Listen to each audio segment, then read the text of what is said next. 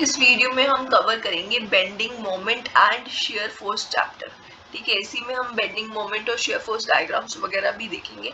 ठीक है, तो सबसे पहले यहाँ पे आती है बीम्स। बीम क्या होती है, हमें बीम समझना जरूरी है कि बीम क्या है। बीम एक ऐसा स्ट्रक्चरल मेंबर है जिसके ऊपर एक्सटर्नल लोड्स लगे होंगे और वो भी राइट एंगल पे टू इट्स एक्सिस, उसकी खुद की एक्सिस के राइट एंगल पे लोड लगे होंगे। यहाँ पे आप देख सकते हो ये इसके राइट एंगल पे लोड लगा हुआ। ठीक है, तो यहाँ पे भी आपको सारे लोड जितने भी लगे हुए दिखेंगे, चाहे कोई भी टाइप का लोड होगा, वो जो है राइट एंगल पे लगा होगा, तो हम उसे बोलेंगे बीम। ठीक है, अब हम आगे इसके बाद जो नेक्स्ट लोड्स होते हैं और टाइप के, वो भी हम डिस्कस करेंगे। उससे पहले हम डिस्कस करते हैं कि क्लासिफिकेशन ऑफ बीम्स क्या है, मतलब बीम कौन सी टाइप की हो सकती है। सबसे पहले यहाँ पे आती है कैंटिलीवर बीम। ठीक है, कैंटिलीवर बीम कौन सी होगी, एक ऐसी बीम जिसकी एक एंड जो है वो फिक्स्ड है, मतलब यहाँ पे आप देख सकते हो ये फिक्स सपोर्ट लगा हुआ है। ठीक है, और दूसरी एंड जो है ये फ्री है। ठीक है, तो उस बीम को हम कैंटिलीवर बीम बोलेंगे। ठीक है, यहाँ पे एक एंड फिक्स्ड होगी, मतलब ये वॉल के अंदर इस तरीके से पूरी तरह से जुड़ी हुई होगी। ठीक है, इस तरीके से हो सकती है, मतलब इसको एक एंड को पूरी तरह से फिक्स रख देना है और दूसरी एंड इसकी फ्री होगी, उसी को हम बोल देंगे कैंटिलीवर बीम। ठीक है, इसके बाद आती है सिंपली सपोर्टेड बीम, यहाँ या फिर इसको हम फ्रीली सपोर्टेड बीम बोल सकते हैं, जो कि फ्रीली रेस्ट कर रही होती है ऑन द टू सपोर्ट्स, इसी को हम बोल देंगे सिंपली सपोर्टेड बीम। ठीक है, यहाँ पे आप देख सकते हो दो सपोर्ट्स है यहाँ पे। यहाँ आपको एक और बात मैं बता दूं कि इस तरीके से क्यों दिखाया हुआ है इसके सपोर्ट्स को। इस तरीके से आप कई बार देखोगे कि बीम के इस तरीके से सपोर्ट्स को दिखाया होता है।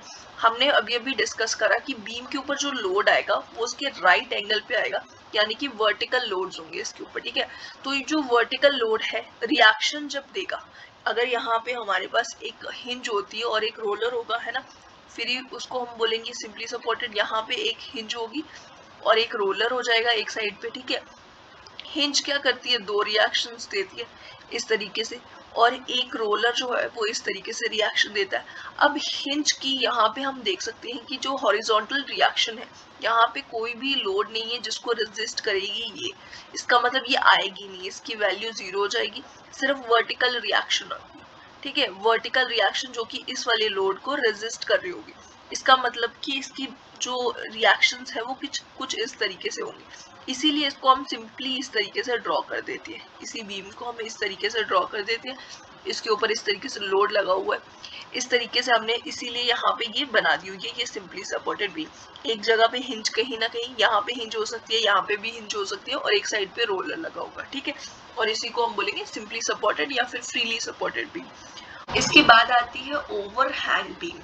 ओवरहैंग बीम जो होती है ना, एक ऐसी बीम होती है जिसमें सपोर्ट्स जो होते हैं ना, supports are not situated at the ends. Supports आप यहाँ पे देख सकते हो कि ये एंड पे नहीं है। ठीक है, ये एंड पे नहीं है, या फिर हम इसको कह सकते हैं कि दोनों एंड्स जो है ना, इसकी बीम की जो एंड्स है ये इस तरीके से प्रोजेक्टेड है, ये सपोर्ट से भी बाहर तक प्रोजेक्टेड है। इसको हम ये भी बोल सकते हैं और ये भी बोल सकते हैं कि सपोर्ट्स इसके एंड पे नहीं होंगे। ठीक है, अब ये जो प्रोजेक्शन है, यहाँ पे आप इस डायग्राम में देखोगे कि दोनों साइड से प्रोजेक्टेड है ये। ठीक है, दोनों साइड से प्रोजेक्टेड भी हो सकती है, या फिर एक साइड से ये प्रोजेक्टेड हो सकती है बीम। ठीक है, एक एंड पे राइट साइड हो सकती है, लेफ्ट साइड हो सकती है, किसी भी साइड से, एक साइड से भी हो सकती है, उसको भी हम ओवरहैंग ही बोलेंगे। इसको भी ओवरहैंग बीम बोलेंगे, इसको भी और इसको भी ओवरहैंग बीम बोलेंगे, चाहे ये दोनों साइड से प्रोजेक्टेड हो बियॉन्ड द सपोर्ट्स, या चाहे ये एक ही साइड से प्रोजेक्टेड हो बियॉन्ड द सपोर्ट। ठीक है, इसके बाद है फिक्स्ड बीम।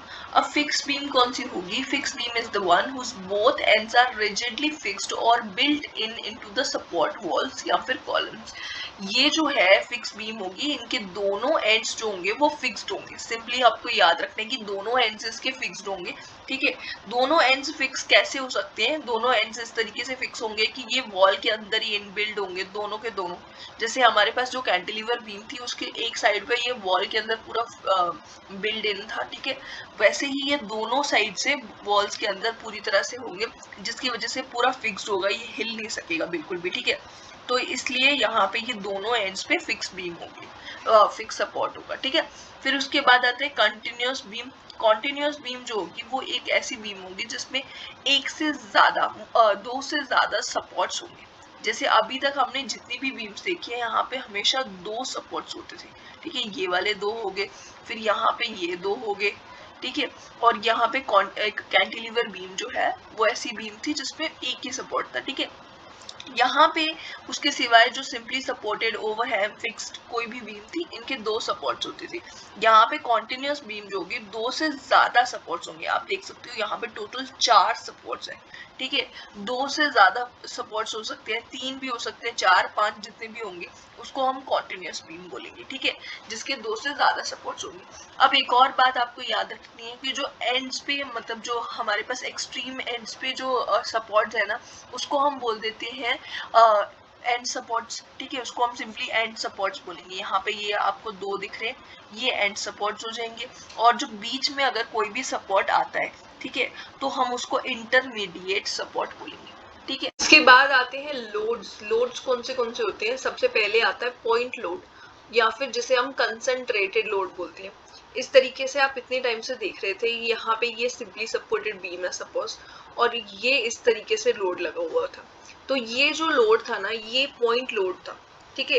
इसी को हम कंसंट्रेटेड लोड भी बोल सकते हैं, मतलब कि ये जो लोड है एक पॉइंट पे, किसी एक पर्टिकुलर पॉइंट पे लगा हुआ है, इसलिए हम इसको पॉइंट लोड बोल देंगे, या फिर एक जगह पे इकट्ठा ये लगा हुआ है तो इसलिए हम इसको कंसंट्रेटेड लोड भी बोल सकते हैं। सपोज ये W मैग्नीट्यूड का है, किलो न्यूटन यूनिट हो जाएगी इसकी, ठीक है। तो यहाँ पे उसके बाद जो सेकेंड लोड आता है वो आता है डिस्ट्रीब्यूटेड लोड। अब डिस्ट्रीब्यूटेड किस तरीके से डिस्ट्रीब्यूटेड है उसके बेस पे दो और इसकी क्लासिफिकेशन है। सबसे पहले इसमें आता है यूनिफॉर्मली डिस्ट्रीब्यूटेड लोड, UDL। अब नाम से ही हमें पता चल रहा है यूनिफॉर्मली डिस्ट्रीब्यूटेड, मतलब कि ये पूरा प्रॉपरली जितने पोर्शन पे ये लगा होगा उतने पोर्शन पे यूनिफॉर्मली डिस्ट्रीब्यूटेड होगा, हर जगह इक्वल लगा होगा, ठीक है। तो इस तरीके से हम इसको रिप्रेजेंट करेंगे, ठीक है। ये सपोज पूरे ही स्पैन पे लगा है, आधे स्पैन पे भी हो सकता है, पूरे पे भी हो सकता है। सपोज ये पूरे स्पैन पे लगा हुआ है, इसका मैग्नीट्यूड है W किलो न्यूटन पर मीटर, मतलब कि ये जो W है ये पूरे मतलब कि मीटर पे, सपोज अगर ये 1 मीटर की बीम है तो 1 मीटर की बीम पे पूरा W किलो न्यूटन का लोड जो है वो यूनिफॉर्मली डिस्ट्रीब्यूटेड है, हर जगह इक्वल अमाउंट में ये आ रहा है, ठीक है। इस तरीके से हो जाएगा यूनिफॉर्मली डिस्ट्रीब्यूटेड लोड, मतलब यूनिफॉर्मली डिस्ट्रीब्यूटेड है ये। इसको हम रेक्टेंगुलर लोड भी बोलते हैं, और इसको कुछ इस तरीके से भी हम रिप्रेजेंट कर सकते हैं, ठीक है।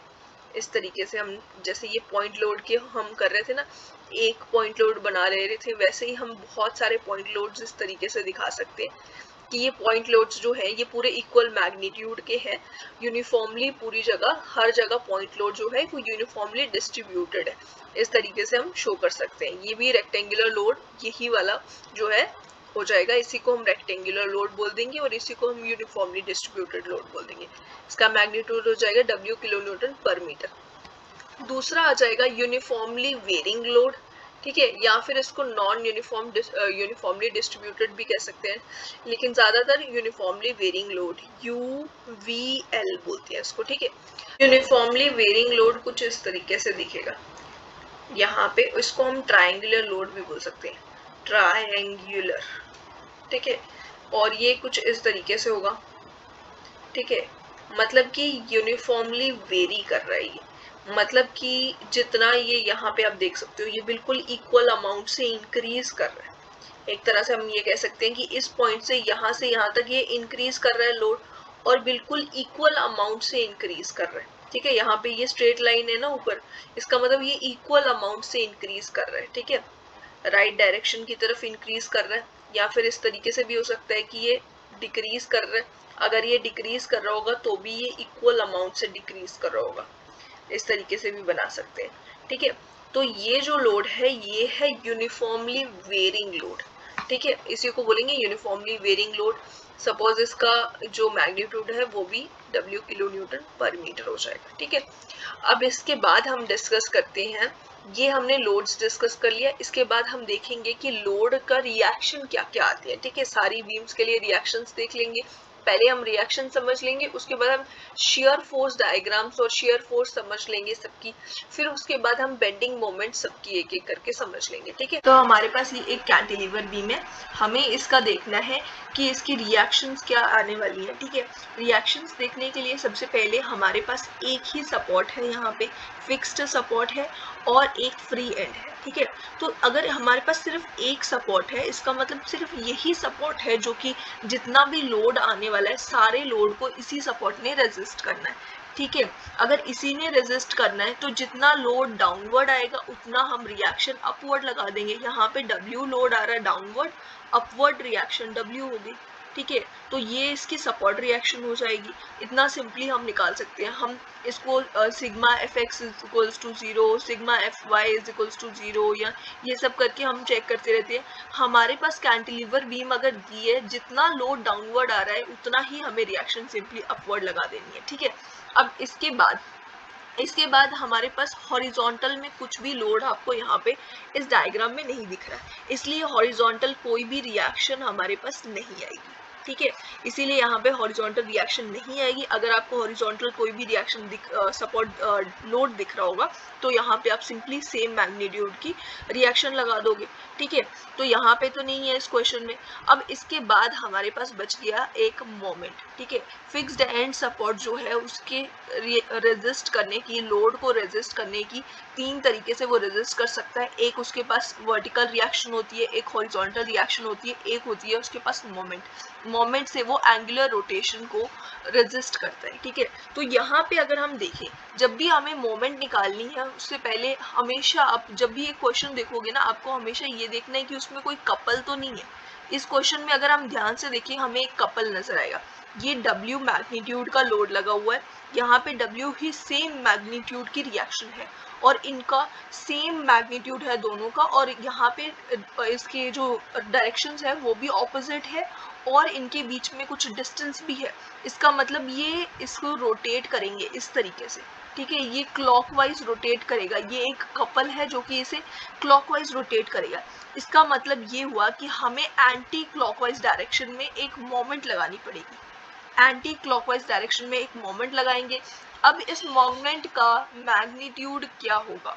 मैग्नीट्यूड होगा जो इस लोड का मैग्नीट्यूड होगा, दोनों लोड्स का जो मैग्नीट्यूड है उसको हमने डिस्टेंस से मल्टीप्लाई कर देना है। ये WL ये हमारी हो गई मोमेंट, ठीक है। इतना सिंपली ये निकल गया। इसके बाद हमारे पास अगर हम यूनिफॉर्मली डिस्ट्रीब्यूटेड लोड दिया हो उसका हमने कैसे निकालना है? सेम वही चीज करनी है, जितना लोड डाउनवर्ड इतनी ही रिएक्शन अपवर्ड। यहाँ पे लोड कितना है? लोड पर मीटर में लगा हुआ, ठीक है। इसका मतलब ये टोटल लोड कितना हो जाएगा? W जो कि L डिस्टेंस पे लगा हुआ है, तो ये आ गया WL टोटल लोड, ठीक है। यही टोटल लोड जो डाउनवर्ड है हमने अपवर्ड लगा दिया, ये हमारी रिएक्शन होगी। ये वर्टिकल रिएक्शन होगी, हॉरिजॉन्टल रिएक्शन यहाँ पे नहीं आएगी क्योंकि हॉरिजॉन्टल लोड नहीं है। और अब हम देखेंगे हमारी मोमेंट निकालने का पहले तो आप ये भी कर सकते हो, जैसे हमने पहले अभी कपल देखा ना, तो यहाँ पे एक डॉटेड में मैं आपको बता देती हूँ कि ये अगर हम देखें इस लोड को अगर हम इसके CG पे लगा दें, अगर इस लोड को हम CG में पॉइंट लोड में कन्वर्ट करके लगा दें तो ये हो जाएगा WL, ठीक है। ये इसके CG पे लगा है, मतलब कि L/2 के डिस्टेंस पे ये लगा होगा। अगर अब हम मोमेंट देखें तो मोमेंट कितनी आ जाएगी? एक तो ये क्लॉकवाइज रोटेट करेगा। अब आपको एक कपल नजर आ रहा होगा, ठीक है, ऑपोजिट डायरेक्शन में लगा हुआ है, ऊपर से डिस्टेंस भी लोड दोनों ऑपोजिट डायरेक्शन में लगे हुए हैं और इनके बीच का डिस्टेंस भी L/2 कुछ डिस्टेंस है इनके बीच में। तो ये इसको इस तरीके से क्लॉकवाइज डायरेक्शन में रोटेट करेंगे। अगर ये रोटेट करेंगे क्लॉकवाइज डायरेक्शन में, ये कपल इसे क्लॉकवाइज डायरेक्शन में रोटेट कर रहे हैं, तो एंटी क्लॉकवाइज डायरेक्शन में हम एक मोमेंट लगा देंगे। यहाँ पे आएगा WL मल्टीप्लाई बाय L/2 जो कि इसका डिस्टेंस है। अब यहाँ पे आपको एक चीज़ ध्यान रखना, हमेशा ये चीज़ बाद में आपको लास्ट में मिटा देनी है। इसको आप कहीं लोड समझ के आगे की कैलकुलेशन करने लग जाओगे तो दिक्कत हो जाएगी, ठीक है। अब इसका दूसरा तरीका भी मैं आपको बता देती हूँ कि आप सिग्मा MA, सपोज ये A है और ये B है, ठीक है। सिग्मा MA इज इक्वल टू हम जनरली 0 लिखते थे, बट यहाँ पे हमारे पास एक सपोर्ट रिएक्शन जो है फिक्स्ड रिएक्शन है, जब भी फिक्स रिएक्शन होगी उसमें हम जीरो नहीं लिखेंगे, यहाँ पे इसकी वैल्यू आएगी। ये देखो यहाँ इस पॉइंट पे अगर हम निकाल रहे हैं तो हमारे पास ये एक लोड है, ये जो लोड है इसी की वजह से मोमेंट आएगी। ये आ जाएगा डब्ल्यू लोड, डब्ल्यू एल का ये टोटल लोड हो जाएगा, डब्ल्यू एल इसका मैग्नीट्यूड हो जाएगा ये लोड का, टोटल लोड का, ठीक है, टोटल लोड का मैग्नीट्यूड हो गया डब्ल्यू एल, ये इसका मैग्नीट्यूड है। और ये कितने डिस्टेंस पे लगा है, यहाँ पे अगर हम इसकी सी जी से डिस्टेंस देखें, ए पॉइंट से सी जी का डिस्टेंस हो जाएगा एल बाई टू, मतलब कि W L square by two. यही सेम मैग्नीट्यूड इसका भी आया था जो हमने पहले निकाला था। मतलब प्रोसीजर दो तरीके से आप कर सकते हो, इन दोनों में से जो भी आपको सही लगे, ठीक है। इसके बाद अगर हम इस वाले में ट्राइंगुलर लोड में देखें, अभी हमने यूनिफॉर्मली डिस्ट्रीब्यूटेड लोड देखा, अभी हम यूनिफॉर्मली वेरिंग लोड में देख लेते हैं। यहाँ पे सेम वही लोड जितना डाउनवर्ड है, टोटल लोड डाउनवर्ड कितना लोड लगा हुआ है, यहाँ पे W जो है इसका हाईएस्ट मैग्नीट्यूड है, ये L डिस्टेंस पे लगा है और वेरी कर रहा है, इक्वली वेरी कर रहा है। तो ये हो जाएगा इसका एरिया, हो जाएगा इसका जो मैग्नीट्यूड होगा, टोटल मैग्नीट्यूड, ये हो जाएगा 1/2 टाइम्स W टाइम्स L। ये हमारे पास आ गया total load downward, W L by two total load downward है। सेम हम अपवर्ड लगा देंगे डब्ल्यू एल बाई टू जो कि इसे रेजिस्ट करेगा, और फिर हमारे पास कोई हॉरिजॉन्टल लोड नहीं है, इसलिए अब हम मोमेंट निकालेंगे। मोमेंट अब हम दो तरीके से निकाल सकते हैं, सेम पहले जैसा। अब ये यहाँ पे अगर हमें पॉइंट लोड में कन्वर्ट करके लगानी हो ना अगर हमें, तो ये कितने डिस्टेंस पे लगेगा, जो हाईएस्ट मैग्नीट्यूड आपको दिख रहा है यहाँ पे, ये हाईएस्ट मैग्नीट्यूड वाला लोड है, ठीक है, ये लोएस्ट है, यहाँ पे ये जीरो है, ठीक है। तो जहाँ पे हाईएस्ट दिख रहा होगा ना वहां से ये करीब होगा CG, ये थोड़ा पास में होगा, L/3 के डिस्टेंस पे होगा, और जो यहाँ पे सबसे लोएस्ट मैग्नीट्यूड वाला पोर्शन होगा ना इससे ये दूर होगा, ये 2L/3 के डिस्टेंस पे होगा, ठीक है। तो सिग्मा ए हो जाएगा हमारे पास, इस तरीके से भी कर सकते हैं, कपल वाले तरीके से भी कर सकते हैं। सिग्मा MA हो जाएगा हमारे पास, टोटल लोड है WL/2, ये लोड है ना, और इसका डिस्टेंस कितना है, डिस्टेंस है इसका 2L/3, मतलब ये इसके CG का डिस्टेंस आ जाएगा 2L/3, तो मतलब कि WL²/3 इसका हमारे पास ये आ जाएगा, मोमेंट आ जाएगी, ठीक है। और ये जिस डायरेक्शन में लग रहा है लोड, अगर इसको क्लॉकवाइज रोटेट कर रहा है तो हम एंटी क्लॉकवाइज में मोमेंट लगा देंगे, WL²/3, ये हमारी आ गई मोमेंट। सेम वे में हम यहाँ पे भी कैलकुलेट करेंगे। अब इसमें आप डिफरेंस चेक करना है, यहाँ पे टोटल लोड जो आने वाला है वो आ जाएगा W times L divided by 2, इसका एरिया आ जाएगा, ये आ गया हमारे पास WL/2, ठीक है। और ऑपोजिट में हमने सेम मैग्नीट्यूड का लगा देना है लोड, जितना टोटल लोड डाउनवर्ड इतना अपवर्ड हमने लगा दिया। अब हमें निकालनी है मोमेंट, सिग्मा MA, ये A पॉइंट है, MA इज इक्वल्स टू, यहाँ पे ये जो लोड है, ये लोड है इसका CG हो गया सपोज ये पॉइंट, और CG कितने डिस्टेंस पे होगा, यहाँ से CG जो होगा वो पास में होगा, ये हो जाएगा L/3 के डिस्टेंस पे।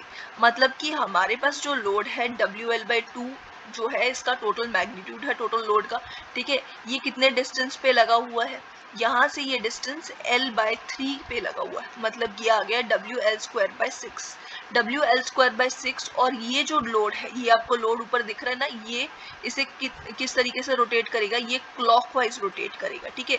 अगर ये क्लॉकवाइज रोटेट करेगा हमें एंटी क्लॉकवाइज लोड लगाना पड़ेगा, मोमेंट लगानी पड़ेगी, ठीक है, WL²/6, ये हमारी हो गई मोमेंट, ठीक है, ये मोमेंट की वैल्यू हो गई। इस तरीके से आपने निकाल लेना इसको बहुत ही सिंपली। अब आपको समझ आ गया होगा कैंटिलीवर जो बीम है उसके बारे में। इसके बाद हमारे पास है सिंपली सपोर्टेड बीम, ठीक है। सिंपली सपोर्टेड बीम में ये दोनों सपोर्ट्स होंगे, एक हिंज होगी एक रोलर होगा, ठीक है। हमेशा आपको सिंपली सपोर्टेड बीम में एक हिंज दिखेगी और एक रोलर दिखेगा। आपको अब निकालनी है इसकी रिएक्शंस, तो हम इसकी रिएक्शंस कैसे निकालेंगे, देखो यहाँ पे सब, जब भी आप देखते हो सिंपली सपोर्टेड बीम, आपको हमेशा सबसे पहले देखनी है सिमेट्री चेक करने की कोशिश करनी है। अगर हम यहाँ पे देखें ये L/2 के डिस्टेंस पे है, यहाँ से L/2 का डिस्टेंस है, मतलब लोड जो है बिल्कुल सेंटर पे लगा हुआ। अगर ये बिल्कुल सेंटर पे लगा हुआ, कुछ भी आपको कैलकुलेट करने की जरूरत नहीं है, सिंपली आपने इसके ऑपोजिट में यही लोड लगा देना है, और दो सपोर्ट्स हैं तो दोनों को लोड को इक्वली डिवाइड कर देना है दोनों में, इस लोड को इक्वली डिवाइड कर देना दोनों सपोर्ट्स में। ये आपकी रिएक्शंस होगी। अब हॉरिजॉन्टल रिएक्शन तो हॉरिजॉन्टल लोड नहीं दी हुई है, तो इसलिए हॉरिजॉन्टल रिएक्शन जो है यहाँ पे ये भी जीरो आ जाएगी, यहाँ पे हॉरिजॉन्टल रिएक्शन नहीं होगी। ठीक है, तो इतना सिंपली आपने ये इतनी कैलकुलेशंस कुछ भी आपने नहीं किया और सिंपली यहाँ पे लोड निकल गया। ठीक है, अब अगर हम इस तरीके का लोड मिल जाए जो कि आपको दिख रहा है यहाँ पे ये सिमेट्रिकल नहीं है, तो हम यहाँ पे क्या करेंगे, यहाँ पे जब हम निकालते हैं कैलकुलेट करके तो हमें जनरली हमेशा जब भी हमने निकाला होगा आपने इस तरीके का load sigma F X is equals to 0, sigma F Y is equals to 0, sigma M Z is equals to 0 करके ये सारा कुछ करके z के रिस्पेक्ट में ए सपोज पॉइंट पे चेक करो, और ये जो है ये सब कुछ कैलकुलेट करने के बाद हमेशा आपको इस तरीके का अगर लोड दिखेगा तो इसका मैग्नीट्यूड आएगा, जो लोड है हमारे पास रिएक्शन का मैग्नीट्यूड हो जाएगा। जो हमारे पास लोड है ये लोड आ गया W, और इसके ऑपोजिट में जो इस वाले जो सपोर्ट है इसके ऑपोजिट में जो सपोर्ट है वहां तक का डिस्टेंस ये आ जाएगा B WB divided by L, total distance आ जाएगा यहाँ का सपोर्ट्स के बीच का, ये आ गया L। ठीक है, और सेम वे में यहाँ ये आ गया W जो कि लोड है, और ये डिस्टेंस जो दूसरी वाली सपोर्ट का डिस्टेंस है ये आ जाएगा A डिवाइडेड बाय L। इस तरीके से आपको निकल जाएगा ये आपका आंसर। ठीक है, सिंपली सपोर्टेड बीम में अगर सिमेट्रिकल लोड नहीं है, पॉइंट लोड सिमेट्रिकल नहीं है, तो ये एक फॉर्मूला की तरह आप याद रख सकते हो। ठीक है, इस तरीके से आपको मिल जाएगा, और यहाँ पे भी हॉरिजॉन्टल रिएक्शन नहीं है तो यहाँ पे हॉरिजॉन्टल रिएक्शन ये जीरो हो जाएगी। ठीक है, तो यहाँ पे भी हॉरिजॉन्टल रिएक्शन नहीं आएगी, हॉरिजॉन्टल लोड नहीं है तो हॉरिजॉन्टल रिएक्शन नहीं आएगी। अब अगर हमें इस टाइप का क्वेश्चन मिल जाए, यहाँ पे भी हम सबसे पहले आपको देखनी है सिमेट्री। सिमेट्री अगर हम देखें तो ये जो यूनिफॉर्मली डिस्ट्रीब्यूटेड लोड है, सपोज इसका मैग्नीट्यूड भी W ही है, तो ये जो simply supported uniformly distributed load है इसका हमें देखनी है। अब ये अगर हम इसे देखें तो ये बिल्कुल सेंटर पे है। अब इसकी हेल्प से हम निकालते हैं रिएक्शंस, और इसके लिए अलग से निकालेंगे, पॉइंट लोड के लिए अलग से निकालेंगे।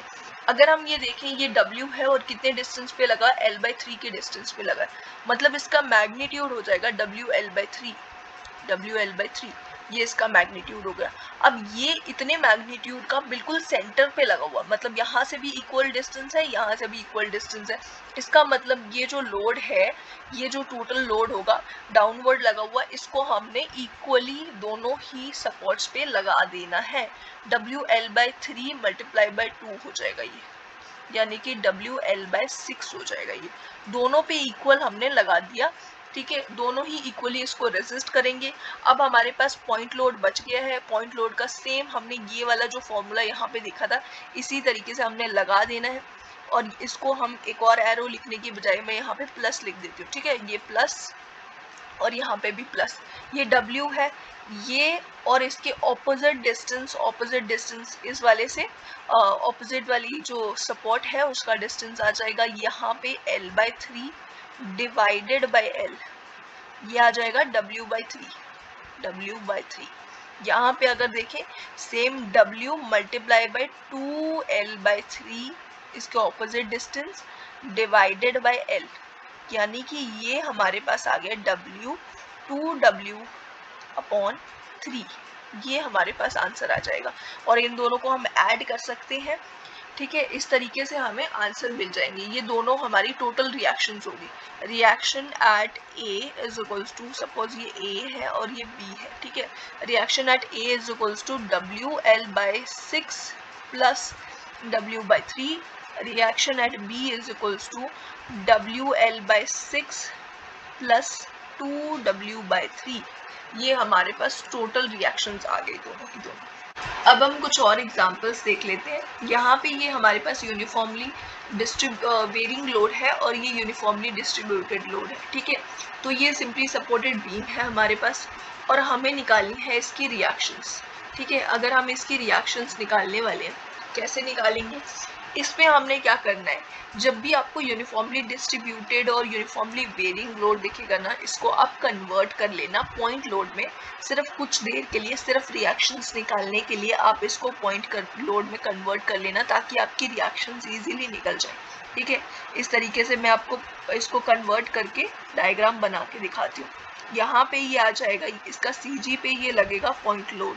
ठीक है, तो यहाँ से ये डिस्टेंस हो जाएगा, टोटल डिस्टेंस है इसका 3 मीटर, और ये जो है इसकी मैक्सिमम वाली एंड है, और ये मिनिमम जो कि 0 यहाँ पे मैग्नीट्यूड होगा। ये जो मिनिमम वाली एंड है इससे ये होता है 2l/3 के डिस्टेंस पे। ठीक है, और मैक्सिमम वाली से होता है l/3 के डिस्टेंस पे। ठीक है, तो ये 2l/3 यानी कि इसका कितने डिस्टेंस पे, कितने लेंथ पे ये लगा हुआ, ये आ जाएगा 2 × 3/3। ठीक है, यहाँ पे ये इसकी वैल्यू आ गई 2, और यहाँ पे आ जाएगा 3/3, यानी कि इसकी वैल्यू 1 आ गई। ठीक है, आपको समझ आ गया, 3 / 3 = 1 आ गया ये। ठीक है, इस तरीके से इसको हमने डिवाइड कर दिया। यहाँ पे मैं अब सही जो इसकी वैल्यूज आएंगी, यहाँ पे ये आ जाएगा 2 और ये 1। ठीक है, इतने डिस्टेंस पे ये लगा हुआ है पॉइंट लोड, और पॉइंट लोड का मैग्नीट्यूड निकालेंगे हम। ये आ जाएगा 5 × 3 जितने लेंथ पे लगा है /2। अब ये हम क्यों लिखते हैं ये भी मैं आपको बता देती हूँ। यहाँ पे आ जाएगा 15 /2। ठीक है, अब ये क्यों लिखते हैं हम, ये ऐसा इसलिए लिखते हैं कि अगर ये हमारे पास ट्राइंगुलर लोड है, सपोज ये हमारे पास एक रेक्टेंगुलर लोड होता, ठीक है, सेम मैग्नीट्यूड होता है इसका, जैसा ये दिया हुआ यहाँ पे, ये 5 kN/m का ही मैग्नीट्यूड दिया होता है, और डिस्टेंस भी सेम दिया होता है, 3 मीटर का डिस्टेंस दिया होता है। ठीक है, 3 मीटर का डिस्टेंस हमें दिया होता है, और हमें ये एक रेक्टेंगुलर लोड यानी कि यूनिफॉर्मली डिस्ट्रीब्यूटेड लोड दिया होता है, तो इसका मैग्नीट्यूड क्या हो जाता है, इसका टोटल मैग्नीट्यूड हो जाता है 5 × 3 जो कि होता है 15। अब यही जो है, इसी वाले में अगर हम कुछ पोर्शन जो है इसको इस तरीके से बनाने के बजाय मैं आपको इस तरीके से बना के दिखाती हूँ। अगर ये इस तरीके से हम इसको डिवाइड करें, इसके डायगोनल से इसको अगर हम हाफ कर दें, तो ये आपको बिल्कुल नीचे वाला पोर्शन सेम दिख रहा होगा जैसा कि हमारे पास क्वेश्चन में दिया हुआ है। ठीक है, तो ये जो पोर्शन है ये इसका हाफ पोर्शन है, इसलिए इसको हम डिवाइड बाय 2 से कर देते हैं, तो ये आ जाता है हमारे ट्रायंगुलर लोड का मैग्नीट्यूड, इसीलिए इसको हम हाफ से डिवाइड करते हैं। ठीक है, तो रेक्टेंगुलर वाले में हाफ इसलिए नहीं करते, और यहाँ पे हाफ इसीलिए कर लेते हैं। ठीक है, तो यहाँ पे ये आ जाएगा 15/2 इसका मैग्नीट्यूड हो गया। अब इसको भी हमने लगाना है सेम वे में पॉइंट लोड में कन्वर्ट करके। पॉइंट लोड में जब हम कन्वर्ट करेंगे, ये l/2 और l/2 के डिस्टेंस पे लगेगा, यानी कि 4/2 आ गया 2, 4/2 यहाँ पे भी आ गया 2। ठीक है, और मैग्नीट्यूड हो जाएगा 3 × 4 यानी कि 12, ये हमारा मैग्नीट्यूड हो गया। इसको हम 7.5 भी लिख सकते हैं। ठीक है, अब हमारे पास जितने भी लोड लगे हुए हैं उसकी वजह से ही रिएक्शन आने वाली है, तो हम इस लोड के लिए, फर्स्ट वाले लोड के लिए जो रिएक्शंस आएंगी वो हम लिख देंगे, फिर उसके बाद सेकंड वाले के लिए देख लेंगे। ये पॉइंट लोड है, अब सेम जो हमने पहले फॉर्मूला देखा था वो हम लगा सकते हैं यहाँ पे। ठीक है, ये 2 मीटर है सेंट्रल वाला पोर्शन, यहाँ पे ये आ जाएगा, यहाँ पे ये है 7.5 मल्टीप्लाई बाय इसका ऑपोजिट का डिस्टेंस, ये वाला डिस्टेंस, ये आ जाएगा W मल्टीप्लाई बाय ऑपोजिट का डिस्टेंस, ये आ जाएगा 6 + 1 7 डिवाइडेड बाय यहाँ पे टोटल डिस्टेंस जो है ये आ जाएगा 7 + 2 4 5 + 4 9। ठीक है, ये आ जाएगा 9। ठीक है, ये हो गया हमारे पास 9, और यहाँ पे भी सेम हम लिखेंगे 7.5 मल्टीप्लाई बाय इसके ऑपोजिट का डिस्टेंस, यहाँ पे सिर्फ 2 है तो ये आ जाएगा 2 डिवाइडेड बाय टोटल डिस्टेंस 9। ठीक है, ये आ जाएगा प्लस, सेम वे में यहाँ पे देखेंगे 12 वाले लोड के लिए 12 मल्टीप्लाई बाय इसका ऑपोजिट डिस्टेंस आ जाएगा 2, यहाँ पे है 2 डिवाइडेड बाय टोटल डिस्टेंस 9। ठीक है, यहाँ पे ये आ जाएगा 12 मल्टीप्लाई बाय ऑपोजिट में डिस्टेंस कितना है 2 + 1 3 + 2 = 5 + 2, यहाँ पे आ गया ये 7 डिवाइडेड बाय 9। ठीक है, ये दोनों का सम हो जाएगा हमारे पास रिएक्शन RA, सपोज ये A पॉइंट है और ये B पॉइंट है। ठीक है, तो ये दोनों का मैग्नीट्यूड हो जाएगा रिएक्शन RB। ये सिर्फ मैग्नीट्यूड निकालने के लिए करा है, कन्वर्ट इसको पॉइंट लोड में। आपको इसको लास्ट में इस तरीके से डायग्राम में नहीं दिखाना है, डायग्राम आपकी यही वाली है। आपको अगर जल्दी कैलकुलेट करना है और आप इस तरीके से कैलकुलेट कर सकते हो, ठीक है। ये हो गया। अब हमें इसके बाद निकालनी है, अगर मोमेंट इस तरीके से दे रखी है और हमें निकालनी है रिएक्शंस। देखो, जब भी हमें मोमेंट दी होती है और हमारे पास अगर कोई फिक्स एंड थी, अगर सपोज इस तरीके से मोमेंट दी होती कैंटिलीवर बीम में और फिक्स एंड थी, तो ऑपोजिट में हम मोमेंट लगा देते, ठीक है, ये इसको रेजिस्ट करती। बट हमारे पास अब यहाँ पे इस क्वेश्चन में फिक्स्ड एंड नहीं है, तो फिक्स एंड नहीं है तो मोमेंट को कौन रेजिस्ट करेगा? मोमेंट को रेजिस्ट करेगा कपल, ठीक है। यहाँ पे इसको कपल रेजिस्ट करेगा और यहाँ पे ये क्लॉकवाइज डायरेक्शन में लगा हुआ है, तो इसलिए हमें एंटी क्लॉकवाइज में कपल लगाना है। एंटी क्लॉकवाइज में हम कपल कैसे लगा सकते हैं? अगर हमारे पास दो फोर्सेस इस तरीके से ऑपोजिट डायरेक्शन में लगी है, ऑपोजिट डायरेक्शन में इस तरीके से वेटा यहाँ पे इस तरीके से ऑपोजिट डायरेक्शन में लगी है और कुछ इसके बीच का डिस्टेंस है, कुछ एल डिस्टेंस है, तो वो हमारा कपल हो जाता है, ठीक है। अब यहाँ पे अगर हम देखें तो हमें इसको लगाना है एंटी क्लॉकवाइज डायरेक्शन में। एंटी क्लॉकवाइज डायरेक्शन में अगर हमें लगाना है, अगर हम इसे रिएक्शंस को इस तरीके से लिख दें, तो आपको अगर सेम मैग्नीट्यूड है, सपोज अभी हम मैग्नीट्यूड की बात करेंगे, सपोज इसका मैग्नीट्यूड है ए, मैग्नीट्यूड लिख देते हैं, ठीक है, दोनों का ए मैग्नीट्यूड है और ये कुछ डिस्टेंस पे है, सेम इसका मैग्नीट्यूड है, ऑपोजिट डायरेक्शन है, हुआ ना कपल हमारा। ये हमारे पास कपल हो गया। अब हम कपल का पहले मैग्नीट्यूड कैलकुलेट करेंगे कि इसका मैग्नीट्यूड क्या आएगा।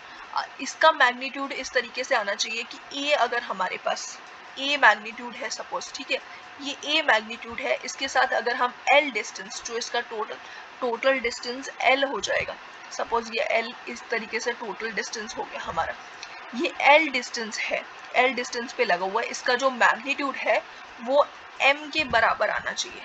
ये ए है, ए सपोज हमने मैग्नीट्यूड अभी कैलकुलेट करना है, ए जो मैग्नीट्यूड है हमारे पास ये एल डिस्टेंस पे लगा हुआ है और ये एम के बराबर, ए मल्टीप्लाई बाय एल जो है, ये जो हमारे पास मोमेंट लगी हुई है इसके बराबर आना चाहिए, ठीक है। तो अगर हम ए को कैलकुलेट करें यहाँ से, ये हो जाएगा एम अपॉन एल, ठीक है। तो मतलब इसका मैग्नीट्यूड हो गया M upon L, A is equals to M upon L. ये हमने इस तरीके से कपल लगा दिया, ये हमारी रिएक्शंस निकल गई। ये डाउनवर्ड रिएक्शन है, ये अपवर्ड रिएक्शन है, ठीक है। ये हमने रिएक्शंस निकाल ली, सिंपली निकाल ली।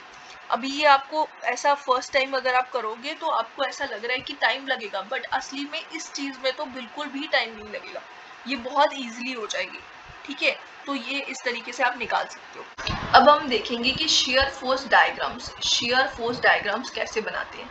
शेयर फोर्स डायग्राम समझने से पहले हमें शेयर फोर्स समझनी जरूरी है कि शेयर फोर्स क्या होती है। शेयर फोर्स क्या होती है? Algebraic sum of all the transverse forces, जितनी भी ट्रांसवर्स फोर्सेस उसके ऊपर एक्ट कर रही होंगी बीम पे, उसका एल्जेब्रिक सम करना है। मूव करेंगे हम लेफ्ट टू राइट या फिर राइट टू लेफ्ट, हमारी मर्जी है, दोनों में से किसी भी डायरेक्शन में हम मूव करेंगे और हमने सबका सम करते जाना है ट्रांसवर्स फोर्सेस का और हमें मिल जाएगी शेयर फोर्स, ठीक है। अगर मैं एक एग्जांपल के तौर पे आपको बताऊं, सपोज ये एक कैंटिलीवर बीम है, इसके ऊपर ये एक लोड आ रहा है ए और ये सपोज एक बी लोड आ रहा है, ठीक है। ये जो लोड है हमारे यहाँ पे, ये किस डायरेक्शन में है? परपेंडिकुलर है to the axis of the beam. अगर ये परपेंडिकुलर है इसका मतलब ये ट्रांसवर्स है, ये जो लोड है ये ट्रांसवर्स है, मतलब यही हो जाती है हमारी ट्रांसवर्स फोर्स, ठीक है। तो ये ट्रांसवर्स फोर्स हो जाएगी ए और बी। और यहाँ पे अगर हम इसकी रिएक्शन देखें, अब आप लोगों को समझ आ चुका है, इसकी रिएक्शन सिंपली हो जाएगी ए प्लस बी, ठीक है। इसकी रिएक्शन होगी ए प्लस बी। अब ये भी तो परपेंडिकुलर लगा हुआ है, इसका मतलब ये भी ट्रांसवर्स फोर्स है, हाँ ये भी बिल्कुल ट्रांसवर्स फोर्स है। अगर ये भी ट्रांसवर्स फोर्स है लेकिन इसका साइन तो अलग आएगा ना, मतलब ये जो डायरेक्शन है हम देख सकते हैं कि लोड की और इस रिएक्शन की डायरेक्शन बिल्कुल अलग है, इसका मतलब इसके आगे हमें कुछ साइन जो है इनका डिफरेंट होगा, इन दोनों का सेम साइन होगा और इसका कुछ अलग साइन होगा, वो साइन कन्वेंशन भी हम समझ लेंगे।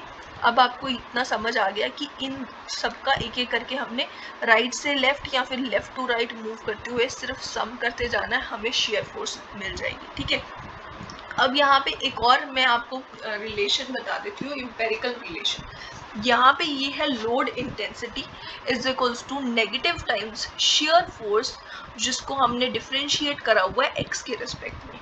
मतलब कि जो शेयर फोर्स है, अगर इसको मैं V से इंडिकेट करूं और लोड इंटेंसिटी को W से इंडिकेट करती हूँ, तो shear force with respect to X अगर हम इसको डिफरेंशिएट करते हैं तो ये हो जाएगी लोड इंटेंसिटी के बराबर, नेगेटिव टाइम्स लोड इंटेंसिटी के बराबर। इस चीज का मतलब क्या हुआ कि therefore slope of share force diagram, share force diagram का स्लोप, अगर हम शेयर फोर्स को x के रिस्पेक्ट में डिफरेंशिएट करते हैं तो हमें इसकी स्लोप मिल जाती है।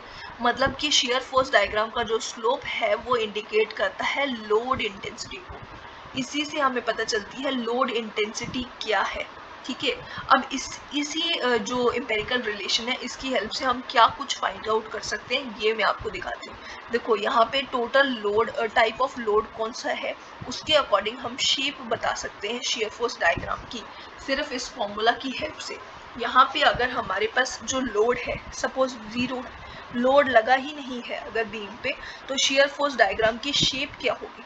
अगर हम यहाँ पे देखें, ये हमारे पास रिलेशन है dv upon dx is equals to minus W, इस तरीके से लिख सकती हूँ मैं, माइनस साइन इधर ले गई मैं, और v की w की वैल्यू 0 आ गई तो ये 0 हो जाएगा, dv इज इक्वल्स टू 0 हो गया।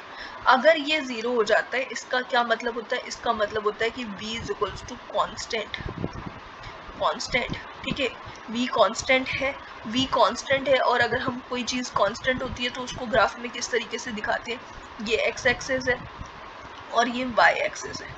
ठीक है, कोई चीज़ कांस्टेंट होती है इस तरीके से हम दिखा देते हैं, है ना, कि ये कांस्टेंट है, या फिर इस तरीके से ऊपर नीचे कहीं पे भी इस तरीके से मतलब दिखाते हैं हम जनरली कि ये जो चीज़ है ये कांस्टेंट है। तो मतलब कि इसका जो हमारे पास ग्राफ आएगा इसकी डिग्री क्या हो जाती है, 0 डिग्री। ठीक है, इसको हम लिख सकते हैं 0 डिग्री। शेयर फोर्स डायग्राम जो होगी वो 0 डिग्री की होगी यहाँ पे। ठीक है, और W जो है, W अगर हमारे पास कांस्टेंट हो जाता है, अगर W जो है वो कांस्टेंट है, इसको हम 0 की जगह अब मैं A लिख देती हूँ। ठीक है, W जो है वो कांस्टेंट है, उसकी वैल्यू A है। तो अगर अब हम इसको इंटीग्रेट करें और निकालें, सपोज मैं इसको फिर से थोड़ा चेंज करके dv is equals to a times dx आ जाएगा, और यहाँ पे नेगेटिव साइन भी है एक। ठीक है, अब इसको मैं इंटीग्रेट कर देती हूँ तो ये आ जाएगा v is equals to minus ax plus c। ठीक है, एक कांस्टेंट आ गया इसके साथ। अब यहाँ पे अगर हम देखें तो x जो है x की पावर में 1 है, इसका मतलब ये कितना डिग्री हो गया, 1 डिग्री हो गया। और अगर हमारे पास कोई भी रिलेशन ऐसी होती है y is equals to A X लिख सकते हैं प्लस सी, इस तरीके से कोई रिलेशन होती है, हम इसको कैसे ग्राफ में दिखाते हैं, इस तरीके से दिखा देते हैं। ठीक है, इस तरीके से एक स्ट्रेट लाइन की तरह दिखती है ये। ठीक है, ये होता है ना y is equals to X का ग्राफ। तो इसके ऊपर नीचे अगर इसमें कुछ सम या सब्ट्रैक्ट करते हैं तो कुछ इस तरीके से हो जाता है। ठीक है, यहाँ पे ये चला जाएगा पर ग्राफ इस तरीके का ही होता है। ठीक है, तो ये आ जाएगा 1 डिग्री का ग्राफ, ये आ जाए 1 डिग्री का ग्राफ। तो इस तरीके का कुछ ग्राफ होगा इसका। ठीक है, इसकी जो इसका डायग्राम होगा उसकी कुछ शेप इस तरीके की होगी। ठीक है, ये आपको समझ आ गया। अब इसके बाद आता है वेरिंग लोड। अगर लोड हमारे पास वेरिंग है, वो वेरी कर रहा है, तो उसको हम कैसे दिखाएंगे। अगर वो वेरी कर रहा है तो वो x के साथ वेरी कर रहा है, हम उसको इस तरीके से दिखा देते हैं, सपोज ax करके उसको दिखा दिया मैंने। ठीक है, माइनस ax लिख दिया, ये सपोज हमारा लोड है, w is equals to ax है, यहाँ पे नेगेटिव साइन पहले से लगा हुआ है तो हमने ये लिख दिया माइनस ax। अब अगर इसको मैं इंटीग्रेट करती हूँ तो ये आ जाएगा dv is equals to minus ax into D x.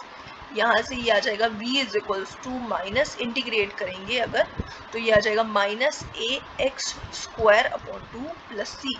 अब हम देख सकते हैं x की पावर में क्या है, x की पावर में 2 है। ठीक है, y जो है y is equals to X square का इस तरीके का कुछ ग्राफ होता है ना, तो मतलब कि यहाँ पे ये जो है ये ग्राफ कुछ इस तरीके से आएगा, या इस तरीके से हो सकता है या फिर ये इस तरीके से हो सकता है। मतलब कि ये जो पोर्शन अगर आप देख सकते हो, अब ये स्ट्रेट लाइन नहीं रहा, मतलब ये 2 डिग्री का हो गया ग्राफ। ठीक है, इसकी पावर जो है x की पावर में 2 है तो इसको हम 2 डिग्री बोल सकते हैं। ठीक है, तो ये स्ट्रेट लाइन नहीं है। कर्व्ड कह सकते हैं या फिर इसको हम, ठीक है।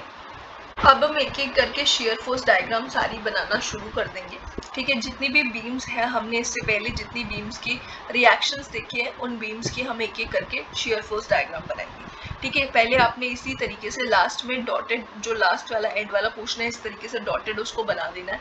अब एक चीज़ का जो आपको ध्यान रखना है कि जो मोमेंट होती है, एम मोमेंट अगर एंड बीच में कहीं लगी है या स्टार्टिंग में कहीं आपको मोमेंट दिखती है या एंडिंग में कहीं मोमेंट दिखती है, ये शेयर फोर्स डायग्राम में नहीं आएगी। शेयर फोर्स डायग्राम में इसका कोई रोल नहीं होगा, ठीक है। और दूसरी बात, अगर आपको हॉरिजॉन्टल रिएक्शंस दिखती हैं, हॉरिजॉन्टल रिएक्शन के लिए अलग से हॉरिजॉन्टल थ्रस्ट डायग्राम्स बनती हैं, ठीक है। यहाँ पे इसका शेयर फोर्स डायग्राम में कोई रोल नहीं रहेगा, ठीक है। तो हॉरिजॉन्टल अगर आपको रिएक्शंस इस क्वेश्चन में होती तो उसको भी आप इग्नोर करके चलते, क्योंकि वैसे भी ये जो फोर्सेस हैं हॉरिजॉन्टल वाली, आपको पता है कि ये ट्रांसवर्स डायरेक्शन में लगी ही नहीं है, तो हमने सिर्फ ट्रांसवर्स फोर्सेस को देखना है। और यहाँ पे अगर हम देखें तो हमारे पास ये WL है जिसको हम शेयर फोर्स में इग्नोर करके चलेंगे। WL मैग्नीट्यूड का जो मोमेंट है इसको हम इग्नोर करेंगे और शेयर फोर्स डायग्राम बनाएंगे, ठीक है। ये है सपोज हमारी शेयर फोर्स डायग्राम।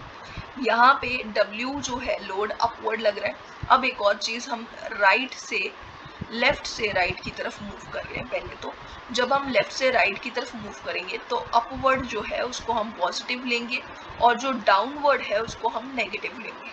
और अगर हम राइट टू लेफ्ट मूव कर रहे हैं तो अपवर्ड को हम नेगेटिव लेंगे, ठीक है, और डाउनवर्ड को हम पॉजिटिव लेंगे, ठीक है। ये आपको ध्यान में रखना है। Upward positive, left to right maximum हम करते हैं सॉल्व जब भी करते हैं, तो अपवर्ड हो जाएगा पॉजिटिव, डाउनवर्ड हो जाएगा नेगेटिव, ठीक है। ये आ गया पॉजिटिव और ये नेगेटिव, ठीक है। अब हम मूव करते हैं, यहाँ पे हो जाएगा लेफ्ट में, सबसे लेफ्ट में यहाँ पे ये W मैग्नीट्यूड का लोड लगा हुआ है, तो हमने W लिख दिया मैग्नीट्यूड, और यहाँ पे ये W एंड हो गया। अब आगे आपको एंड पॉइंट तक कोई लोड नहीं दिख रहा है, तो हम इसको स्ट्रेट लाइन की तरह लेके जाएंगे एंड पे। अब एंड पे आपको W डाउनवर्ड दिख रहा है, डाउनवर्ड हम नेगेटिव लेंगे तो ये नीचे आके बिल्कुल यहाँ पे जहाँ से स्टार्ट करा था वहाँ पे ये पहुँच गया, और ये हमारी हो गई शेयर फोर्स डायग्राम। अब ये अपवर्ड यहाँ से हम चलेंगे, फिर उसके बाद डाउनवर्ड आए हैं, इसका मतलब ये पॉजिटिव है, ठीक है। इस तरीके से ये शेयर फोर्स डायग्राम हमारी होगी, ठीक है। नेक्स्ट कैंटिलीवर बीम है, इसके लिए भी हम शेयर फोर्स डायग्राम बनाएंगे, ठीक है। इस तरीके से ये शेयर फोर्स डायग्राम हम बना देंगे। यहाँ पे हम देख सकते हैं कि एक मोमेंट है जिसको हमने इग्नोर करना है और हमारे पास दो लोड है। अब यहाँ पे यूनिफॉर्मली डिस्ट्रीब्यूटेड लोड है। ये जो लोड है, पहले जो हमारा रिएक्शन है, इसको हम बना देंगे, ये भी एक पॉइंट लोड की तरह है, तो यहाँ पे ये आ गया WL, अपवर्ड है इसलिए पॉजिटिव हो गया। अब ये जो लोड है, point load, uniformly distributed load है, इसके लिए शेयर फोर्स डायग्राम कैसी बनेगी? अगर हम इस फॉर्मूला में देखें, यहाँ पे हमने क्या देखा था कि ये जो इस फॉर्मूला से निकला था कि ये जो है W is equals to constant. W यहाँ पे कॉन्स्टेंट है। W कॉन्स्टेंट का मतलब क्या है? यहाँ पे जो ये लोड होता है ये रेक्टेंगुलर लोड की तरह होता है, इस तरीके से रेक्टेंगुलर लोड की तरह भी हम बनाते हैं ना इसको, है ना। मतलब कि ये लोड जो है इक्वल मैग्नीट्यूड का लोड पूरी लेंथ पे लगा हुआ है। यहाँ पे भी अगर W लगा है, यहाँ पे भी W लगा है, यहाँ पे भी, हर जगह W लोड लगा हुआ है, L लेंथ पे लगा है। इसीलिए जब हम इसका मैग्नीट्यूड निकालते हैं, W इंटू L कर लेते हैं, तो हमें टोटल मैग्नीट्यूड मिल जाता है। मतलब कि ये जो लोड है कांस्टेंट है, और यहाँ पे कांस्टेंट होगा तो 1 डिग्री का हमारा ग्राफ बनेगा। और वो किस तरीके से बनेगा? 1 डिग्री की हमारी शेयर फोर्स डायग्राम बनेगी, और वो किस तरीके से बनेगी? वो एक स्ट्रेट लाइन होगी, ठीक है। यहाँ पे स्ट्रेट लाइन होगी। अब यहाँ पे जो स्ट्रेट लाइन थी वो इस तरीके से थी, ये वाली स्ट्रेट लाइन कुछ इस तरीके से होगी। मतलब कि ये वाली स्ट्रेट लाइन जो है, ये वाली जो है, ये इंक्लाइंड होगी, ठीक है। ये इंक्लाइन नहीं थी, ये वाली स्ट्रेट लाइन इस तरीके से थी, और ये इंक्लाइंड होगी यहाँ पे, ठीक है। इस चीज़ का आपने ध्यान रखना है। यहाँ पे ये इंक्लाइंड स्ट्रेट लाइन होगी, और यहाँ पे ये डाउनवर्ड है, इसलिए अब ये डाउनवर्ड मूव करना शुरू कर देगी। डायग्राम इस तरीके से नीचे की तरफ मूव करेगी, यहाँ पे पहुँचेगी, क्योंकि इसका जो मैग्नीट्यूड होगा, इस लोड का टोटल मैग्नीट्यूड WL है, जो कि एग्जैक्ट इसके बराबर है। तो ये नीचे की तरफ आना शुरू हो जाएगी। यहाँ से ये लोड जो है इस पॉइंट पे ये नीचे लेके आता जाएगा डायग्राम को और ये बिल्कुल एंड पे 0 हो जाएगी। ठीक है, यहाँ पे अगर हमें हर एक किसी एक पॉइंट पे निकालना है, सपोज ये एक्स एक्सिस है और यहाँ पे ये एक्स डिस्टेंस है, अगर यहाँ पे हमें शेयर फोर्स डायग्राम की वैल्यू देखनी है तो हमारी वैल्यू हो जाएगी, हमारे पास जो लोड है यहाँ तक कितना लोड है, WX लोड हो गया, यहाँ तक कि अगर हम डिस्टेंस को x लेके चल रहे हैं तो ये हो जाएगा ना WX टोटल मैग्नीट्यूड हो गया लोड का। मतलब कि इस पॉइंट पे जो हमारी शेयर फोर्स डायग्राम है उसका मैग्नीट्यूड क्या है, WL माइनस WX, ये इसका मैग्नीट्यूड है इस पॉइंट पे। ठीक है, और इसी तरीके से हम करते जाएंगे और यहाँ इस पॉइंट पे ये जो x है इसकी वैल्यू L के बराबर हो जाएगी, तो ये आ जाएगा WL माइनस WL जो कि 0 हो जाएगा। ठीक है, ये पॉइंट पे ये 0 हो जाएगा, तो इस तरीके की हमारी डायग्राम आ जाएगी। इंक्लाइंड लाइन, एक स्ट्रेट लाइन जो कि इंक्लाइंड है। ठीक है, इस तरीके से हमारी शेयर फोर्स डायग्राम होगी। ये जो बीम है इसके ऊपर, कैंटिलीवर बीम के ऊपर यूनिफॉर्मली वेरिंग लोड लगा है। यूनिफॉर्मली वेरिंग लोड में हमें सबसे पहली चीज यहाँ पे ये देख लो, यहाँ पे यूनिफॉर्मली वेरिंग लोड में 2 डिग्री आएगा। मतलब कि इसकी जो हमारे पास डायग्राम होगी या शेयर फोर्स डायग्राम जो होगी उसका कर्व जो होगा वो इस तरीके से होगा। मतलब कि ये कर्व्ड होगी, ये स्ट्रेट लाइन नहीं होगी, ना ये इंक्लाइंड होगी, ना ही ये बिल्कुल स्ट्रेट लाइन जैसे हम इस तरीके से ड्रॉ करते हैं वैसी भी नहीं होगी। ठीक है, कांस्टेंट भी नहीं होगी। और यहाँ पे अगर हम देखें, अब ये जो है सबसे पहले तो हमने ये लिख देना है, सबसे पहले यहाँ पे रिएक्शन जो है ये आ जाएगी WL/2, ये रिएक्शन है इसकी यहाँ पे अपवर्ड। अब हम यूनिफॉर्मली वेरिंग लोड के अकॉर्डिंगली डायग्राम बनाएंगे। यहाँ पे जो डायग्राम बनेगी वो कुछ इस तरीके से बनेगी ना, इस तरीके से कर्व्ड होगा पोर्शन। ठीक है, बट यहाँ पे हमें देखना है, दोनों एंड्स पे हमें ध्यान देना बहुत ज़रूरी है कि ये जो कर्व है ये इस तरीके से स्टार्ट हो रहा है या फिर ये इस तरीके से भी स्टार्ट हो सकता है। और अगर ये इस तरीके से होता है इसका कुछ मतलब होता है, इसका मतलब यहाँ पे ये कुछ स्लोप है, किसी स्लोप पे स्टार्ट हो रहा है। और अगर ये यहाँ से बिल्कुल इस तरीके से स्ट्रेट स्टार्ट होता है इसका मतलब होता है कि यहाँ पे जो थीटा है इज इक्वल्स टू 0 डिग्री है। ठीक है, और ये वाला पोर्शन भी इंडिकेट करता है स्लोप। अगर डायग्राम ऊपर की तरफ मूव कर रही होगी तो ये वाला पोर्शन इंडिकेट करेगा कि ये कुछ स्लोप है, थीटा की कुछ वैल्यू है, नॉट इक्वल टू 0 होगा ये। ठीक है, तो हमें लास्ट एंड वाले जो पोर्शंस हैं इनको बहुत ध्यान से ड्रॉ करना होता है इसमें। ठीक है, तो आपको हमेशा इसके लिए क्या ध्यान रखना है, W is equals to minus dV upon dx, इस चीज़ को ध्यान में रखना है। जब लोड की वैल्यू 0 हो जाती है तो हमारी स्लोप क्या हो जाएगी, स्लोप जो है वो भी 0 हो जाएगी। यहाँ पे ये जो है स्लोप, इसको हम लिख सकते हैं tan थीटा, और tan थीटा 0 कब होता है, theta is equals to 0 degree पे 0 हो जाता है tan थीटा। तो मतलब कि अगर हमारा लोड 0 हो गया तो हमारी थीटा की वैल्यू भी 0 हो जाएगी। ठीक है, स्लोप 0 हो जाएगी यहाँ पे। ठीक है, और यहाँ पे अगर हम देखें W की वैल्यू कुछ है, अगर सपोज कुछ A वैल्यू है इसकी, ठीक है, लोड कुछ है और इसकी वैल्यू, अगर लोड की वैल्यू A हो जाती है तो tan theta is equals to A, मतलब कि theta is not equal to 0 degree.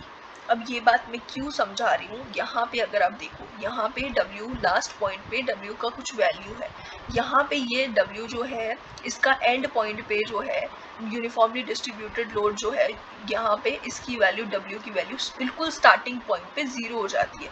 अगर ये 0 हो रही है इसका मतलब यहाँ पे स्लोप जो होगी theta is equals to 0 degree होगा। इसका मतलब यहाँ से ये बिल्कुल इस तरीके से होगी। और एंड पॉइंट पे अगर हम देखें तो theta not equal to 0 degree, इसका मतलब ये कुछ इस तरीके से होगी। और बीच वाला पोर्शन कर्व्ड होगा, वो हमें ऑलरेडी पता है। कर्व्ड क्यों होगा, क्योंकि यूनिफॉर्मली वेरिंग लोड है और ये 2 डिग्री हो गया। ठीक है, अगर हम नेक्स्ट वाले पोर्शन को देखें तो यहाँ पे भी हमारे पास एक रिएक्शन है जिसको हम सबसे पहले यहाँ ड्रॉ कर देंगे, ये आ जाएगा WL/2। और अगर अब हम देखें आगे वाला पोर्शन, यहाँ पे आपको देखो theta is not equal to 0 degree. क्यों, क्योंकि यहाँ पे लोड की कुछ वैल्यू है, इस पॉइंट पे लोड की वैल्यू जो है वो 0 है, इसका मतलब theta is equal to 0 degree आएगा। मतलब ये कुछ इस तरीके से राइज करेगा, मतलब पहले कुछ इस तरीके से होगा फिर उसके बाद ऐसे राइज करेगा। समझ आए? ये बिल्कुल इस तरीके से स्ट्रेट होगा, फिर उसके बाद ऐसे राइज करेगा। ठीक है, ये वाला पोर्शन जो होगा ये भी इसकी वैल्यू भी कुछ होगी, ये ऐसा बिल्कुल स्ट्रेट नहीं होगा, ये भी इसकी कुछ वैल्यू होगी। समझ आया ना? ये लास्ट वाले दो पोर्शंस जो है यहाँ पे बहुत ध्यान से हमें देखने चाहिए जब भी हम डायग्राम ड्रॉ करते हैं। ठीक है, तो ये हमारे पास होगी। नेक्स्ट अगर हम देखें, नेक्स्ट हमारे पास मोमेंट है। अब ये क्वेश्चन मैंने बीच में थोड़ा सा बता दिया था। जब भी हमारे पास मोमेंट इस तरीके से दी हुई है, अब हमें अगर रिएक्शन निकालनी है, रिएक्शन क्या आएगी? रिएक्शन जो अपवर्ड से ऊपर से नीचे की तरफ जो रिएक्शन आ रही होती है, डाउनवर्ड रिएक्शन, वो होगी अपवर्ड के बराबर, है ना। यहाँ पे रिएक्शन कोई नहीं आ रही है, यहाँ पे सिर्फ मोमेंट दिख रही है।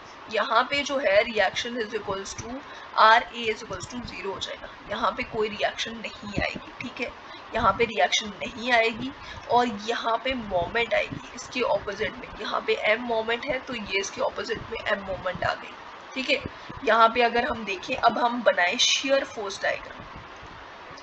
अगर हम शेयर फोर्स डायग्राम बनाते हैं इस पॉइंट पे, तो जो है ऊपर की तरफ रिएक्शन कितनी है? रिएक्शन जो है R A is equals to 0 है, तो मतलब ये ऊपर नहीं गई। ऊपर नहीं गई, उसके बाद आगे हम चलते गए और यहाँ पे भी कोई रिएक्शन नहीं है, मतलब कि ट्रांसवर्स डायरेक्शन में कोई फोर्स नहीं है। इसका मतलब ये इस तरीके से ही एक लाइन की तरह ही हो जाएगी, मतलब कि shear force is equals to 0 हर जगह होगा। और यही कंडीशन जो है ना प्योर बेंडिंग की कंडीशन हो जाएगी। हम थोड़ी देर में इसे पढ़ेंगे। यहाँ पे बेंडिंग डायग्राम जो बनेगी वो कुछ इस तरीके से बनेगी।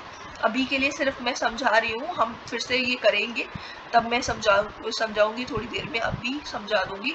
कुछ इस तरीके से डायग्राम बनेगी, मतलब ये जो बेंडिंग मोमेंट है यहाँ से यहाँ पूरी बेंडिंग मोमेंट डायग्राम जो है वो पूरी कांस्टेंट होगी।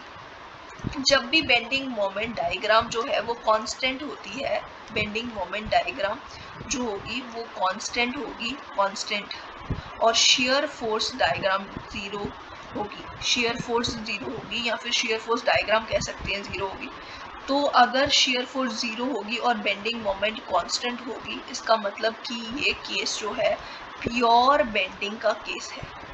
ठीक है, ये आपको याद रखना है। ये मैं फिर से अभी आपको बेंडिंग मोमेंट डायग्राम बनाना भी सिखा दूंगी और फिर आपको समझ आ जाएगा। ठीक है, अब ये हमारे पास सिंपली सपोर्टेड बीम है जिसके लिए हम शेयर फोर्स डायग्राम्स देखेंगे। यहाँ पे शेयर फोर्स डायग्राम और ज़्यादा इजी हो जाएंगी। यहाँ आप देख सकते हो W/2 एक ट्रांसवर्स फोर्स, ये W एक ट्रांसवर्स फोर्स। W/2 जो है वो अपवर्ड है तो वो पॉजिटिव हो गई W/2। ठीक है, फिर उसके बाद हम स्ट्रेट मूव करें, फिर W डाउनवर्ड मूव करना है, इसका मतलब इस लाइन से ये नीचे चला जाएगा और यहाँ पे ये W/2 नीचे गया। ठीक है, ये भी W/2 था, ये भी W/2, इन दोनों का सम करेंगे तो W आ जाएगा। ये स्ट्रेट मूव करेगा क्योंकि इसके बाद कोई भी ट्रांसवर्स फोर्स नहीं है एंड तक। एंड में आती है W/2 जो कि अपवर्ड है। ठीक है, तो ये हमारे पास शेयर फोर्स डायग्राम हो गई, ये पॉजिटिव और ये नेगेटिव। ठीक है, ये हमारी शेयर फोर्स डायग्राम हो गई। और अगर हम इस वाले बीम के लिए बनाएं, ये हमारे पास आ जाएगी कुछ सिमिलर सी डायग्राम हमें दिखाई देगी। यहाँ पे ये आ गया WB/L अपवर्ड, B/L अपवर्ड, ये आ गया WB/L अपवर्ड। फिर उसके बाद हम स्ट्रेट चले, डाउनवर्ड हम चले W। अब W जो है वो ग्रेटर देन हो जाएगा WB/L। ठीक है, ये हम नीचे चले क्योंकि यहाँ पे ये W ही तो लोड है जो यहाँ इन दोनों सपोर्ट्स में इक्वली हमने डिस्ट्रीब्यूट करा हुआ है, इसलिए इसकी वैल्यू हमेशा ज़्यादा होगी। W की वैल्यू इन दोनों से ज़्यादा होगी। आप चाहो तो चेक भी कर सकते हो, W is equals to suppose 3 ले सकते हैं हम, L इज इक्वल्स टू हमने 3 ले लिया या फिर 2 ले लिया, जो भी आपका मन करता है। A की वैल्यू आपने 1 ले ली, B की वैल्यू, अगर हम L को 2 लेते हैं तो B की वैल्यू भी 1 लेनी पड़ेगी। L को हम 3 ले लेते हैं, A की वैल्यू 2 हो जाएगी और B की वैल्यू 1 होगी। ठीक है, अब आप चेक करके भी देख सकते हो, W की वैल्यू यहाँ पे आ जाएगी 3 और B की वैल्यू हो जाएगी 1 डिवाइडेड बाय L की वैल्यू होगी 3, तो इसकी वैल्यू 1 आ गई और W हमारे पास यहाँ 3 है। इसका मतलब ये वैल्यू कम है, अगर ये 1 है इसका मतलब ये वाली जो वैल्यू है ये 2 हो जाएगी। आप कैलकुलेट भी करके चेक कर सकते हो। W की वैल्यू 3 हो गई, यहाँ 3, A is equals to 2, L is equals to हमारे पास L इज इक्वल्स टू 3 है, तो 3 डिवाइडेड बाय 3 यानी कि 2, ये भी मैग्नीट्यूड 2 हो गया इसका मैग्नीट्यूड। ठीक है, तो आप समझ सकते हो कि ये दोनों वैल्यूज हमेशा छोटी आएंगी। यहाँ पे ये आ गई। ठीक है, तो ये आ जाएगा WB/L, और ये वाला पोर्शन जो बचेगा इन दोनों का सम जो है वो W के बराबर ही तो है, तो ये आ जाएगा WA/L, ये वाला पोर्शन आ गया। इस तरीके से हम स्ट्रेट चलेंगे, क्योंकि कोई भी ट्रांसवर्स फोर्स एंड तक नहीं है, एंड में है और वो अपवर्ड है, तो ये हम अपवर्ड चलेंगे। ठीक है, यहाँ पे हमने ज्वाइन करा, जो कि 0 पॉइंट हो जाएगा, ये दोनों 0 पॉइंट्स है, तो ये आ जाएगा पॉजिटिव और ये आएगा नेगेटिव। बिल्कुल सेम सी डायग्राम हमारी बन गई। अब हम यहाँ पे अगर देखें, यहाँ पे हमारे पास 2.5 जो है वो अपवर्ड है। ये अगर हम डॉटेड इस तरीके से बना लें, थोड़ी आसानी हो जाती है इसके साथ। ठीक है, 2.5 हमने मूव करना है अपवर्ड, फिर उसके बाद कोई भी यहाँ तक L/3 तक के डिस्टेंस तक हमारे पास कोई भी लोड नहीं है या ट्रांसवर्स फोर्स नहीं है।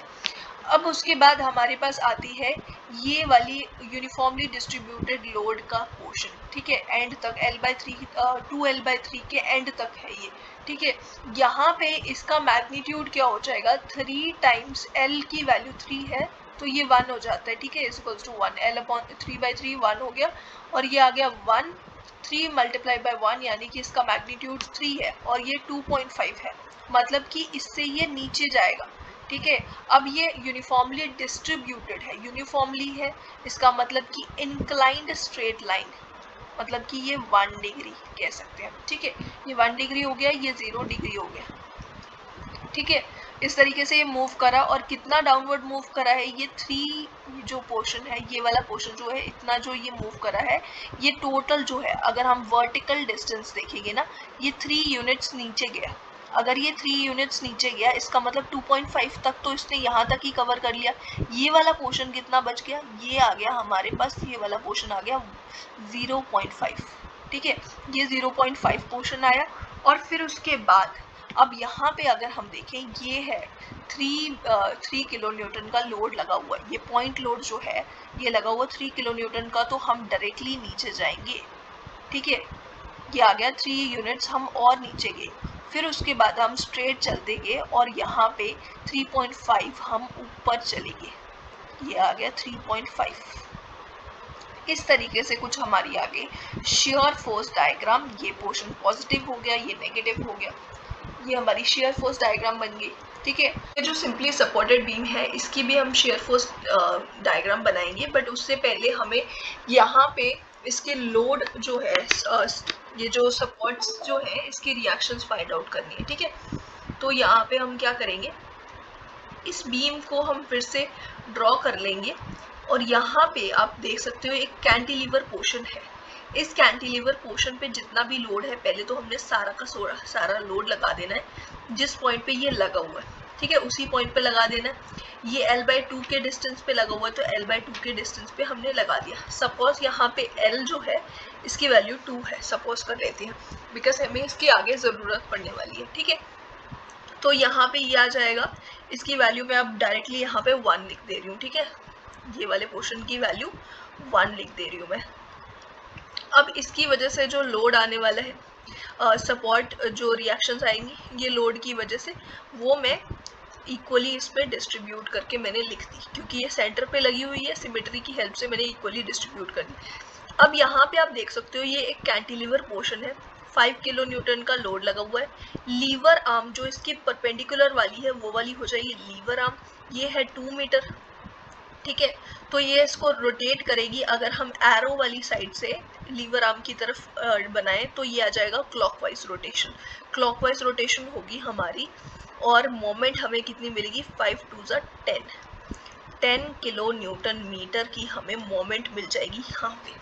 ठीक है, कंसंट्रेटेड मोमेंट है, और इस कंसंट्रेटेड मोमेंट को अपोज करने के लिए हमारे पास सिर्फ होगा कपल, जो कि यहाँ पे हम ड्रॉ करेंगे, और कपल होना चाहिए एंटी क्लॉकवाइज, मतलब कि वो इस तरीके से होगा, यहाँ से ऐसे और इस वाले पोर्शन से ऐसे। ठीक है, ये रोटेट करेगा एंटी क्लॉकवाइज, और इसका मैग्नीट्यूड क्या होगा, यहाँ पे ये कपल होगा 10 इज इक्वल्स टू इसके बीच का डिस्टेंस, कपल के बीच का डिस्टेंस 2 इंटू एक्स, जो कपल का मैग्नीट्यूड होगा। ठीक है, दोनों का इंडिविजुअली जो इन दोनों फोर्सेस का मैग्नीट्यूड होगा वो हम यहाँ पे लिख देंगे। एक्स की वैल्यू हो जाएगी 5। यहाँ पे ये 5 हमने लगा दिया और इनके साइंस ऑपोजिट है, इनकी डायरेक्शंस ऑपोजिट है। ठीक है, तो ये हमारे पास आ गई और इसकी टोटल वैल्यू हो जाएगी, यहाँ पे हो जाएगी 5/2 -5 यानी कि 2.5 और ये नेगेटिव वाली। ठीक है, यहाँ पे इसके साथ ये प्लस हो जाएगी, +5 प्लस 2.5 मतलब कि 7.5 ये वैल्यू आ गई इसकी। ठीक है, अब यहीं से हम शेयर फोर्स डायग्राम बना लेंगे। इसमें शेयर फोर्स डायग्राम जो होगी हमारी वो आ जाएगी यहाँ से। अगर हम देखें 2.5 नेगेटिव, ये डाउनवर्ड है 2.5। ठीक है, फिर उसके बाद ये स्ट्रेट चलेगी ऐसे, और 5 किलो न्यूटन जो है ये फिर से डाउनवर्ड जाएगी 5, फिर उसके बाद फिर से स्ट्रेट चलेगी और 7.5 यहाँ पे इस पोर्शन पे ऊपर जाएगी 7.5, जो कि यहाँ पे भी अगर हम देखें 2.5 + 5 मतलब ये ऑलरेडी 7.5 डाउनवर्ड आई थी, अब ये 7.5 अपवर्ड जाएगी, मतलब ये यहाँ पे 0 पे एंड कर जाएगी, 0 लाइन पे जाके एंड कर जाएगी, और ये हमारी हो जाएगी शेयर फोर्स डायग्राम नेगेटिव। ठीक है, इसके सिवाय ये कुछ सिंपली सपोर्टेड बीम्स है इस तरीके से। ठीक है, ये भी हमने करी थी, इसके रिएक्शन सॉल्व करी थी, तो इसकी भी हम शेयर फोर्स डायग्राम्स बना लेंगे। ठीक है, यहाँ पे अगर हम पहली वाली बीम देखें, ठीक है, यहाँ पे अगर हम देखें ये 8.5 अपवर्ड, ठीक है, 8.5 अपवर्ड जाएगा पॉइंट लोड, और फिर उसके बाद यूनिफॉर्मली डिस्ट्रीब्यूटेड वेरिंग लोड है, ये यूनिफॉर्मली वेरिंग लोड है, इसलिए हमें पता है कि इसका कर्व्ड आएगी डायग्राम। ठीक है, इसके पोर्शन में कर्व्ड होगी डायग्राम, बट हमें देखना है एंड पॉइंट्स को यहाँ पे, और ये कितना आएगा, पहले तो इसका मैग्नीट्यूड हम निकाल लेंगे, 5 × 3 / 2 यानी कि 15 / 2 आ गया 7.5। ठीक है, ये 7.5 मैग्नीट्यूड आने वाला है, जो कि 8.5 से कम है, इसका मतलब यही कहीं है, ऊपर ही एंड करने वाली है, मतलब कि ये 8.5 तक, यहाँ तक लास्ट तक नहीं जाएगी, यहाँ पे ऊपर कहीं रहेगी ये। ठीक है, तो यहाँ पे हम देखेंगे सबसे पहले इस एंड पॉइंट्स पे क्या इसकी स्लोप होगी, एंड पॉइंट पे ये किस तरीके से होंगे, ये इस तरीके से होगा एंड पॉइंट, या फिर इस तरीके से होगा, ये हमने देखना है कि इसकी स्लोप क्या होगी, यहाँ पे थीटा की वैल्यू क्या होगी।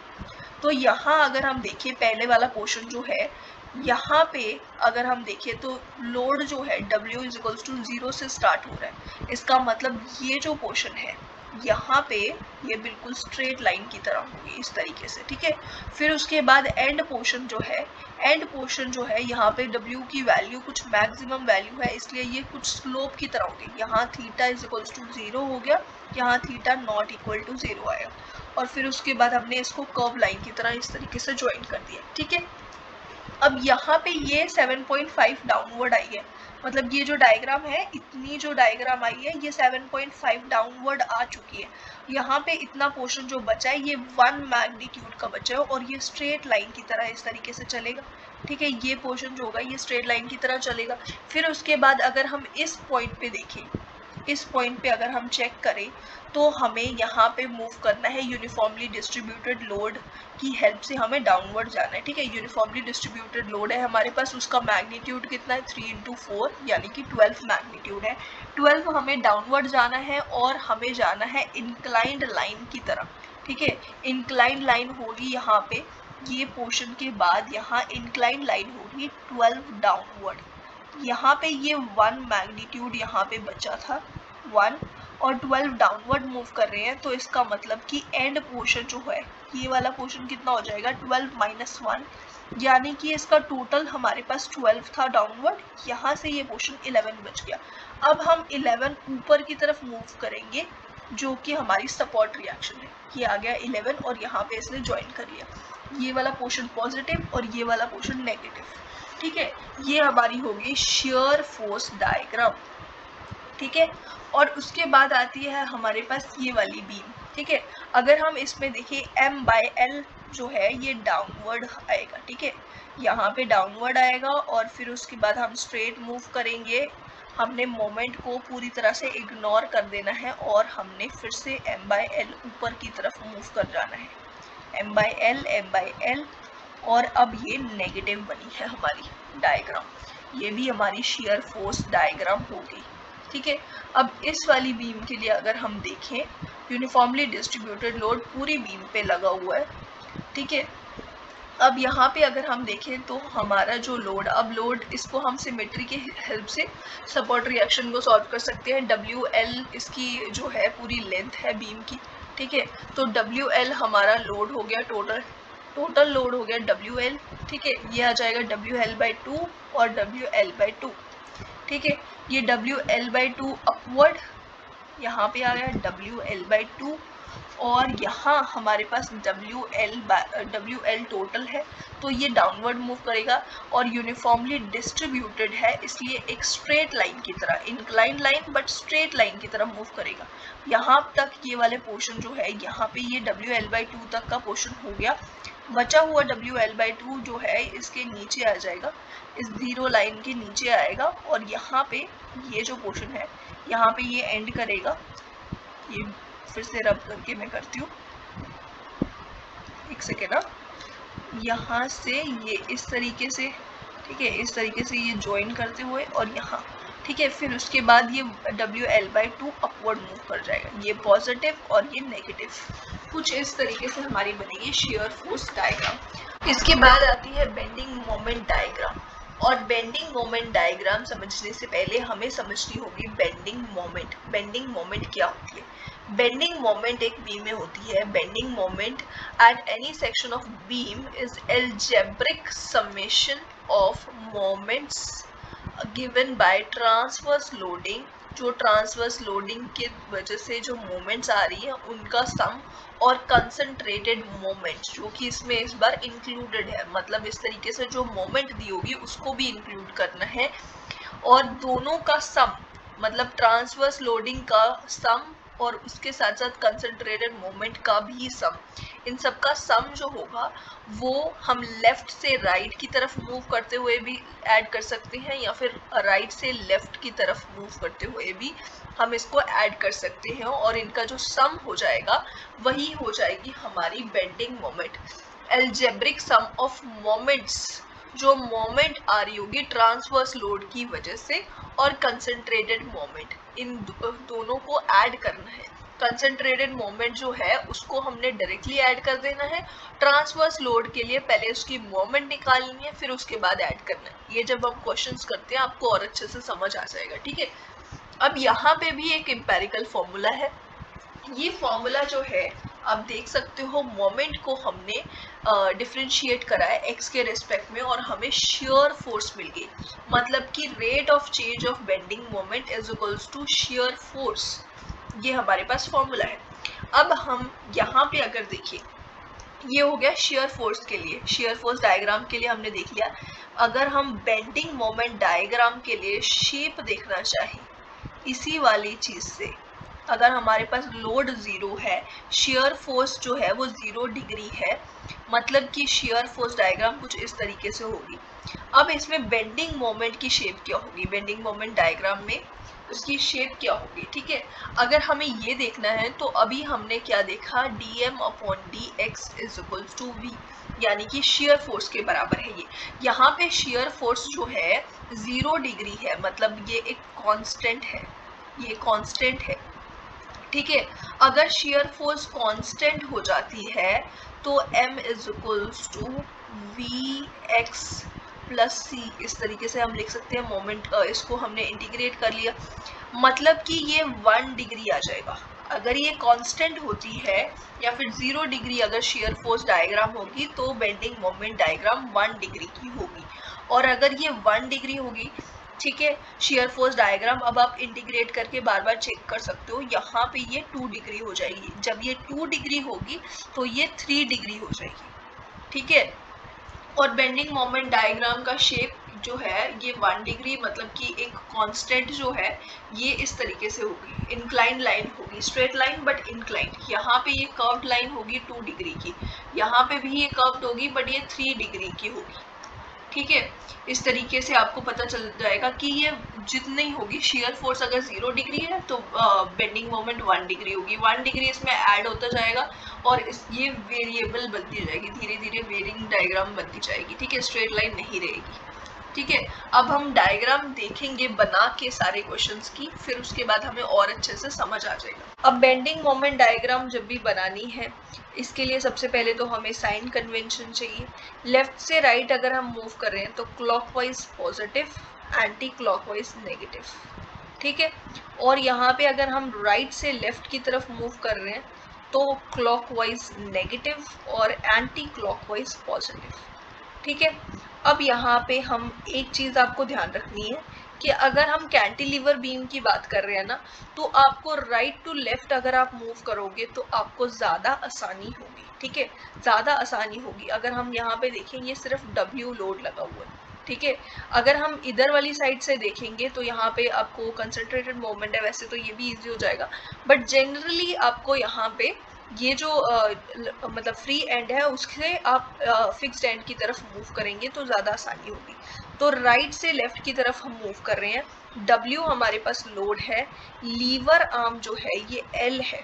ठीक है, ये L टोटल लीवर आर्म है, W लोड है।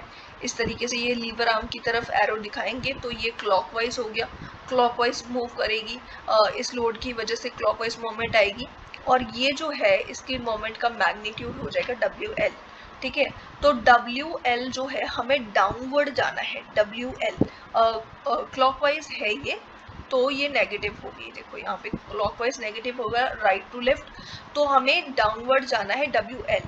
लेकिन ये पॉइंट लोड है, और पॉइंट लोड पे यहाँ पे आप देख सकते हो कि शियर फोर्स डायग्राम यहाँ पे ये 0 डिग्री है, मतलब कि एक स्ट्रेट लाइन है और ये इंक्लाइन नहीं है। तो जब भी स्ट्रेट लाइन इस तरीके से होगी तो आपको इंक्लाइंड वाली जो स्ट्रेट लाइन है उससे करना है, उसका मतलब बेंडिंग मोमेंट डायग्राम में इंक्लाइन वाली स्ट्रेट लाइन आएगी, मतलब 1 डिग्री का कर्व बनेगा। ठीक है, तो यहाँ पे WL कर्व होगा और 1 डिग्री का आएगा ये। ठीक है, बिल्कुल स्ट्रेट है ये। यहाँ पे मैं फिर से इसको ड्रॉ कर देती हूँ, ये जो होगी ये बिल्कुल स्ट्रेट होगी। ठीक है, इस तरीके से ये आ गया, और यहाँ तक का मैग्नीट्यूड है इसका, ये वाले पॉइंट तक का ये जो है यहाँ पे ये मैग्नीट्यूड है इसका WL। ठीक है, ये WL मैग्नीट्यूड आ गया ना हमारा। अब हमें ऊपर जाना है, कितना ऊपर जाना है, कंसंट्रेटेड मोमेंट WL लगी हुई है। ठीक है, यहाँ पे जाना है। अब आप सोचोगे कि ये W जो है, ये जो लोड लगा हुआ है, इसकी वजह से कोई मोमेंट क्यों नहीं आई? इसकी वजह से इस पॉइंट पे कोई मोमेंट नहीं आएगी, ए पॉइंट पे इस कंसंट्रेटेड लोड की वजह से कोई मोमेंट नहीं आएगी, क्योंकि ए पॉइंट जो है, अब यहाँ पे हम राइट से लेफ्ट की तरफ आए हैं इसलिए यहाँ पे आपको नहीं दिखा, नहीं तो अगर हम लेफ्ट से राइट की तरफ जाते तो आपको समझ में आता कि ये वाले लोड की वजह से आनी थी और इसकी वजह से भी आनी थी, फिर उस टाइम पे इसकी वजह से नहीं आनी थी, क्योंकि ये W लगा हुआ है इस जगह पे, यहाँ पे ये डाउन अपवर्ड लगा हुआ है। ठीक है, ये W यहाँ पे लगा हुआ है और हम A पे ही चेक कर रहे हैं, तो यहाँ पे लीवर आर्म कुछ नहीं है, इसलिए यहाँ पे मोमेंट इसकी वजह से हमें नहीं दिख रही है। ठीक है, और अगर हम ऑपोजिट में भी एक बार चल के देख लेते हैं, पहले तो कंसंट्रेटेड मोमेंट लगी है तो सडन चेंज आएगा डायग्राम में। कंसंट्रेटेड मोमेंट और जो कंसंट्रेटेड लोड है, कंसंट्रेटेड लोड की वजह से सडन चेंज आता है शियर फोर्स डायग्राम में, अब यहाँ पे भी देख सकते हो। और ये जो सपोर्ट रिएक्शंस है, ये जो है यहाँ पे अगर आप देखो, यहाँ पे भी आपको इसकी वजह से सपोर्ट रिएक्शन भी कंसंट्रेटेड लोड की तरह ही होती है, तो इसलिए यहाँ पे भी आपको सडन चेंज दिखेगा। मतलब ग्राफ जो है, डायग्राम जो है वो वैसी ही है, मतलब वो जैसे यहाँ पे चल रही थी वैसे ये आगे भी चलेगी, लेकिन सडनली ये डाउनवर्ड चली जाएगी या फिर सडनली अपवर्ड चली जाएगी डायग्राम। ठीक है, तो एक सडन चेंज आपको दिखेगा, यहाँ पे भी एक सडन चेंज दिख रहा होगा आपको। ठीक है, जब भी आपको सडन चेंज दिखेगा इसका मतलब ये है कि यहाँ पे अगर शेयर फोर्स डायग्राम है तो इसका मतलब कंसंट्रेटेड लोड लगा हुआ है, और अगर आपको ये जो बेंडिंग मोमेंट डायग्राम है इसमें कंसंट्रेटेड मोमेंट लगी होगी तो आपको दिखाई देगी सडन चेंज डायग्राम में। यहाँ पे आपको सडन चेंज दिख रहा है, इसका मतलब यहाँ पे कंसंट्रेटेड मोमेंट लगी हुई है। ठीक है, तो अगर हम इसी तरीके से यहाँ से लेफ्ट से राइट की तरफ मूव करते हुए डायग्राम बनाते हैं तो कंसंट्रेटेड मोमेंट डाउनवर्ड लगेगी, क्योंकि ये एंटी क्लॉकवाइज है और right to left anticlockwise negative हमने लिया हुआ है, तो ये आया और ये नेगेटिव डायग्राम है पहली वाली भी। ठीक है, WL मैग्नीट्यूड डाउनवर्ड चलेंगे हम, ठीक है। अब ये जो W है इसकी वजह से एक्स एल लेंथ पे, एल लेंथ जो है लीवर एल है, ठीक है, लीवर आर्म एल की एल है इसकी वैल्यू, और W है, ठीक है। इसकी वजह से ये कैसे मूव करेगा, ये W और ये लीवर आर्म, ठीक है, ये इस तरीके से मूव करेगा लीवर आर्म की तरफ, मतलब ये क्लॉकवाइज मूव करेगा। क्लॉकवाइज का मतलब क्या हुआ, लेफ्ट से राइट की तरफ क्लॉकवाइज पॉजिटिव। अब ये नेगेटिव है, हम पॉजिटिव ऊपर की तरफ जाएंगे। अब हम ऊपर की तरफ जाएंगे इस तरीके से, यहाँ से ये इस जगह से बन नहीं रहा है, यहाँ से मैं ड्रॉ कर देती हूँ, ठीक है।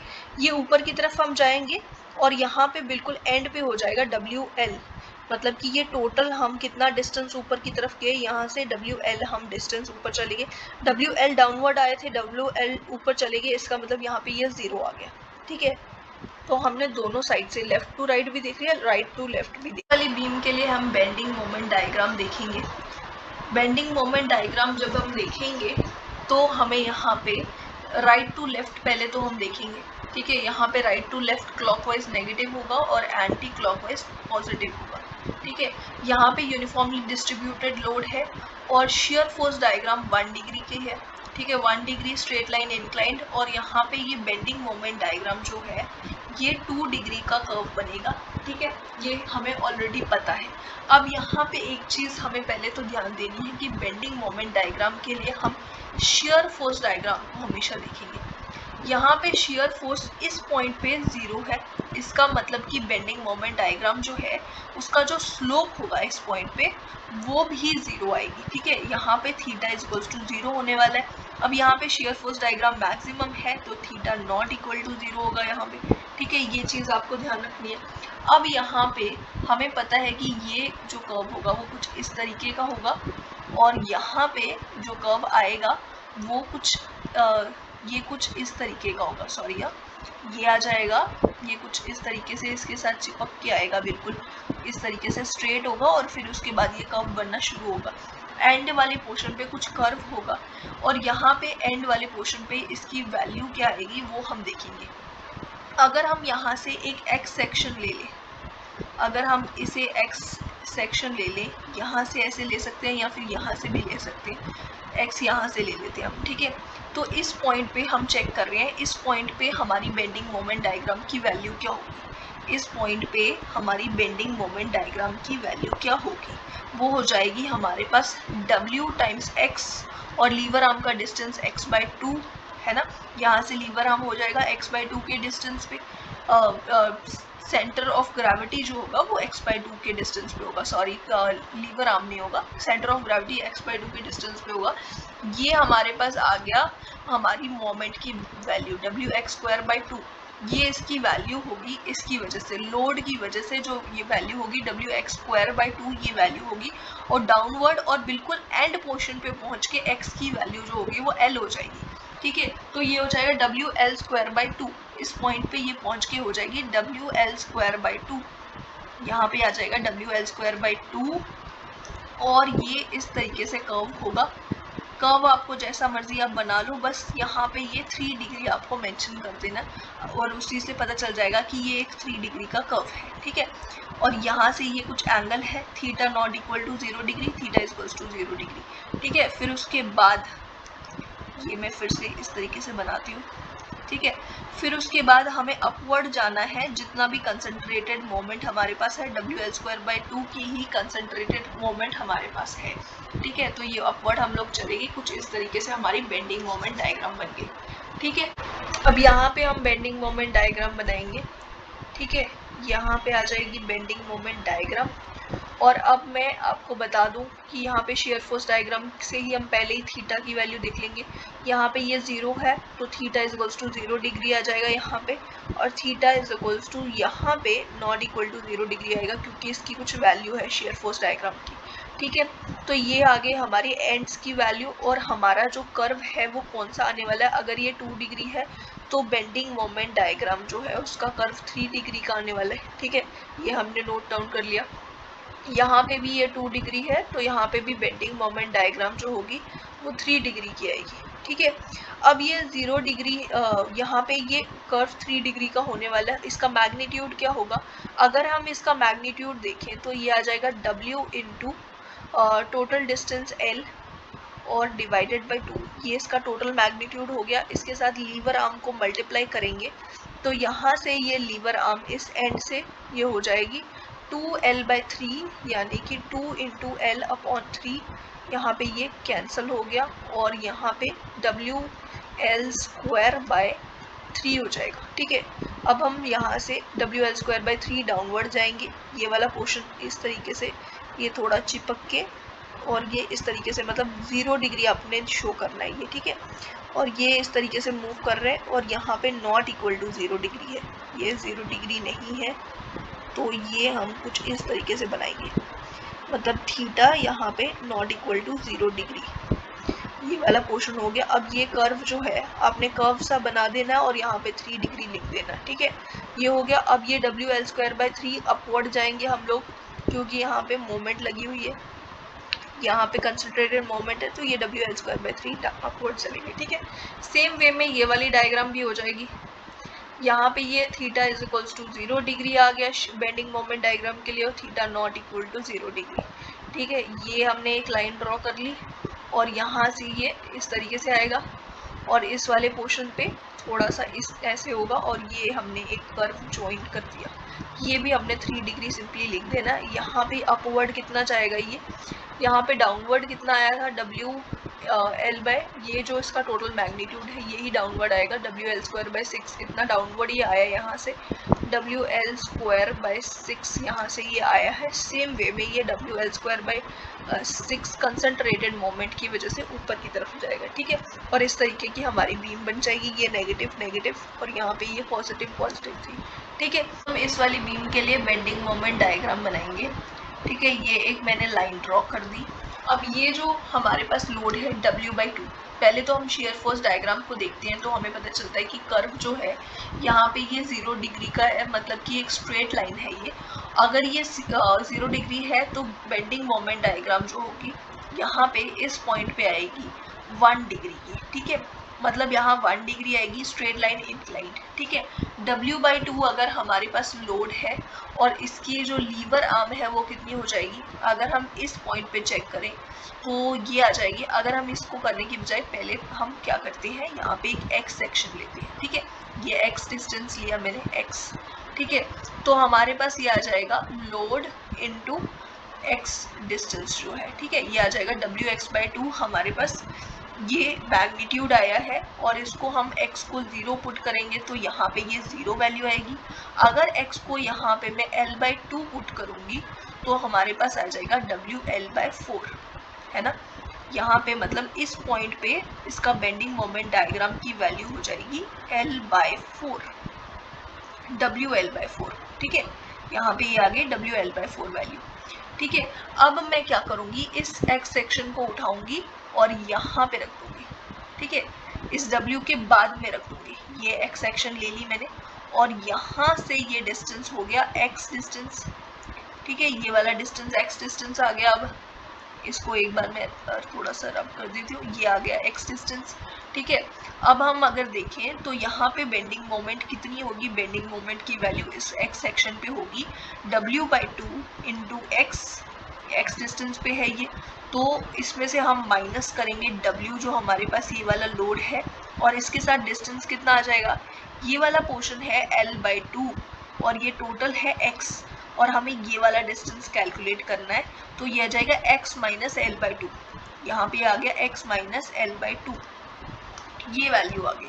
अब ये है WX/2 minus WX plus WL/2। अगर हम इसको कैलकुलेट करें, इसको सॉल्व करें ये स्टार्टिंग वाला पोर्शन, तो ये हो जाएगा W माइनस WX/2। ठीक है, प्लस WL/2। ये हमारी बेंडिंग मोमेंट डायग्राम की इस x सेक्शन पे वैल्यू आ जाएगी, या फिर हम कह सकते हैं इक्वेशन आ जाएगी। अब हम ये वाले पोर्शन के लिए, इतने पोर्शन के लिए हमें पता चल गई है कि बेंडिंग मोमेंट की वैल्यू क्या होगी।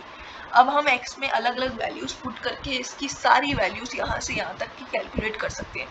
अगर हम x की वैल्यू L/2 पुट करें, जो कि इसका स्टार्टिंग पोर्शन होगा, बिल्कुल स्टार्टिंग, तो यहाँ पे हमें पता चलेगा WL/2 और ये 2।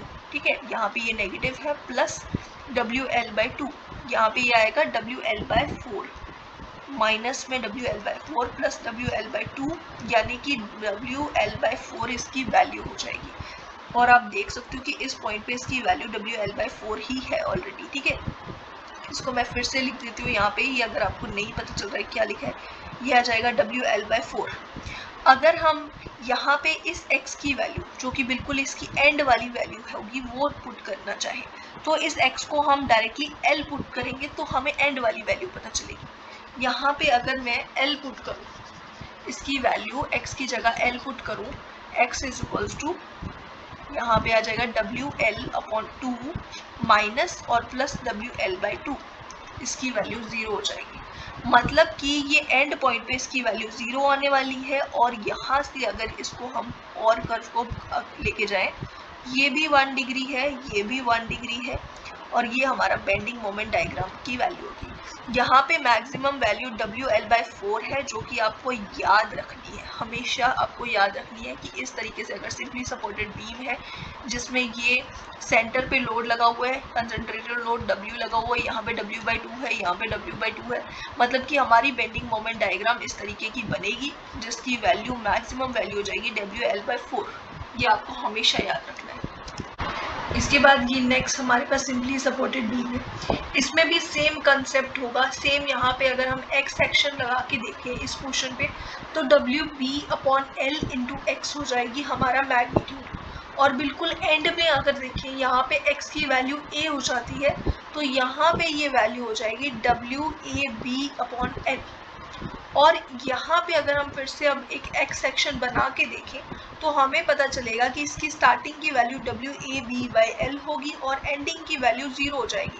तो यहाँ पे ये इस तरीके से ये भी 1 डिग्री हो गया, ये भी 1 डिग्री हो गया, इस तरीके से आपकी बेंडिंग मोमेंट डायग्राम बन जाएगी, ठीक है।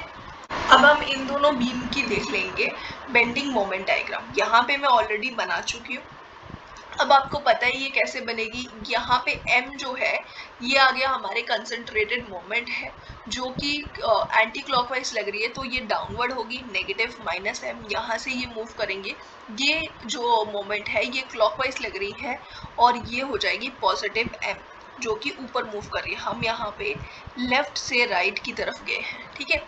ये नेगेटिव ये पॉजिटिव हो गए और यहाँ पे ऊपर जाके इसने जीरो लाइन को ज्वाइन कर लिया और यहाँ पे हमें मिल गई बेंडिंग मोमेंट डायग्राम जो कि नेगेटिव होगी, ठीक है। और ये प्योर बेंडिंग का केस है क्योंकि यहाँ पे शेयर फोर्स जो है वो बिल्कुल 0 है और बेंडिंग मोमेंट कांस्टेंट है। जब भी बेंडिंग मोमेंट कांस्टेंट होगी, शेयर फोर्स 0 होगी तो हमें प्योर बेंडिंग का केस मिलेगा, ठीक है। और यहाँ पे अब हम इस वाली डायग्राम में देखें तो बेंडिंग मोमेंट डायग्राम हम बनाएं अगर, यहाँ पे आपको एक x सेक्शन ले लेनी है सिंपली। यहाँ पे ये हो जाएगा 2.5 टाइम्स x और ये जो होगी डाउनवर्ड होगी 2.5 टाइम्स x। ये इसको रोटेट कैसे करेगी पहले हम ये देखेंगे, ठीक है। ये हमारे पास लोड है और ये लीवर आर्म है, इसकी तरफ रोटेट करेगी, ये आ जाएगी एंटी क्लॉकवाइज यानी कि ये नेगेटिव हो जाएगी और यहाँ पे ये इस तरीके से आएगी इस पॉइंट तक, ठीक है। मिडल वाला जो पोर्शन है यहाँ तक ये आ जाएगी 2.5x, x की वैल्यू यहाँ पे इस पॉइंट पे आ जाएगी 1, ठीक है। इसकी वैल्यू यहाँ पे आ जाएगी 1, मतलब कि -2.5 इसकी वैल्यू इस पॉइंट तक आ जाएगी, यहाँ पे आ जाएगी 2.5 वैल्यू और नेगेटिव में, ठीक है। ये आगे फिर उसके बाद जब हम आगे चलेंगे इस पॉइंट पे चलेंगे, अब हमें पता है कि इसके बाद कंसंट्रेटेड मोमेंट लगी हुई है और कंसंट्रेटेड मोमेंट जो है इस पॉइंट पे अगर हम एग्जैक्ट पॉइंट पे देखें तो कंसंट्रेटेड मोमेंट जो है वो इस तरीके से रोटेट कर रही है जो कि क्लॉकवाइज हो जाएगा। क्लॉकवाइज जो है अब यहाँ पे हम लेफ्ट से राइट की तरफ जा रहे हैं तो क्लॉकवाइज पॉजिटिव होगा, मतलब ये ऊपर की तरफ 10 टाइम्स ऊपर की तरफ जाएगी, 10 यूनिट ऊपर की तरफ जाएगी। अब यहाँ पे अगर हम देखें ये 10 यूनिट ऊपर जाएगी, ये मैंने ज़्यादा डाउनवर्ड बना दिया, 2.5 बहुत छोटी सी वैल्यू हो जाएगी। ये आ जाएगा यहाँ पे 7 यहाँ पे ये आ जाएगी 10 - 2.5 यानी कि 7.5 ही होगा, है ना। ये आ जाएगा 7.5 और ये ऊपर की तरफ। फिर उसके बाद यहाँ पे इस पॉइंट पे फिर से अगर हम देखें तो x सेक्शन हम एक लगाएंगे फिर से हम यहाँ से एक्स सेक्शन लगाएंगे और हमें पता चलेगा कि ये लास्ट पॉइंट जो है यहाँ पे वैल्यू 0 आएगी और एंड ये जो पोर्शन है यहाँ पे 7.5 आएगी। ये इस तरीके से हमारी जो है बेंडिंग मोमेंट डायग्राम बन जाएगी। ये आ गया 1 डिग्री, क्योंकि यहाँ पे ये 0 डिग्री था, ये भी 0 डिग्री था, दोनों 1 डिग्री हो गए। अब यहाँ पे आते हैं कुछ important points. Point where shear force diagram changes its sign, जब भी शेयर फोर्स डायग्राम के साइन चेंज होगा, पॉजिटिव से नेगेटिव या नेगेटिव से पॉजिटिव में जाएगी शेयर फोर्स डायग्राम, तो बेंडिंग मोमेंट डायग्राम जो है, बेंडिंग मोमेंट की उस पॉइंट पे वैल्यू जो होगी मैक्सिमम या फिर मिनिमम होगी। ठीक है, अगर आप इस जगह पे देखो, यहाँ पे ये shear force diagram sign change कर रही है और बेंडिंग मोमेंट की वैल्यू मैक्सिमम है। ठीक है, और अगर आप इस डायग्राम में भी देखोगे तो आपको पता चलेगा जब ये साइन चेंज कर रही है तो बेंडिंग मोमेंट की वैल्यू मैक्सिमम है। ठीक है, जब भी वो साइन चेंज करेगी शेयर फोर्स डायग्राम, तो हमेशा बेंडिंग मोमेंट डायग्राम की वैल्यू पॉजिटिव या मैक्सिमम या मिनिमम होगी। ठीक है, सबसे पहला पॉइंट हो गया। दूसरा point where bending moment diagram is changing sign, यहाँ पे अब बेंडिंग मोमेंट डायग्राम जब साइन चेंज करेगी उसको हम कॉन्ट्राफ्लेक्सर पॉइंट बोलेंगे, जब बेंडिंग मोमेंट डायग्राम चेंज करती है। यहाँ पे हाँ ये रहा, ये एक पॉइंट जो है ये है एक पॉइंट ऑफ कॉन्ट्राफ्लेक्सर, यहाँ पे bending moment diagram sign change कर रही है। ठीक है, इसको हम बोलेंगे बेंडिंग मोमेंट डायग्राम, इसे बोलेंगे हम point of contraflexure, bending moment diagram में ये होगा।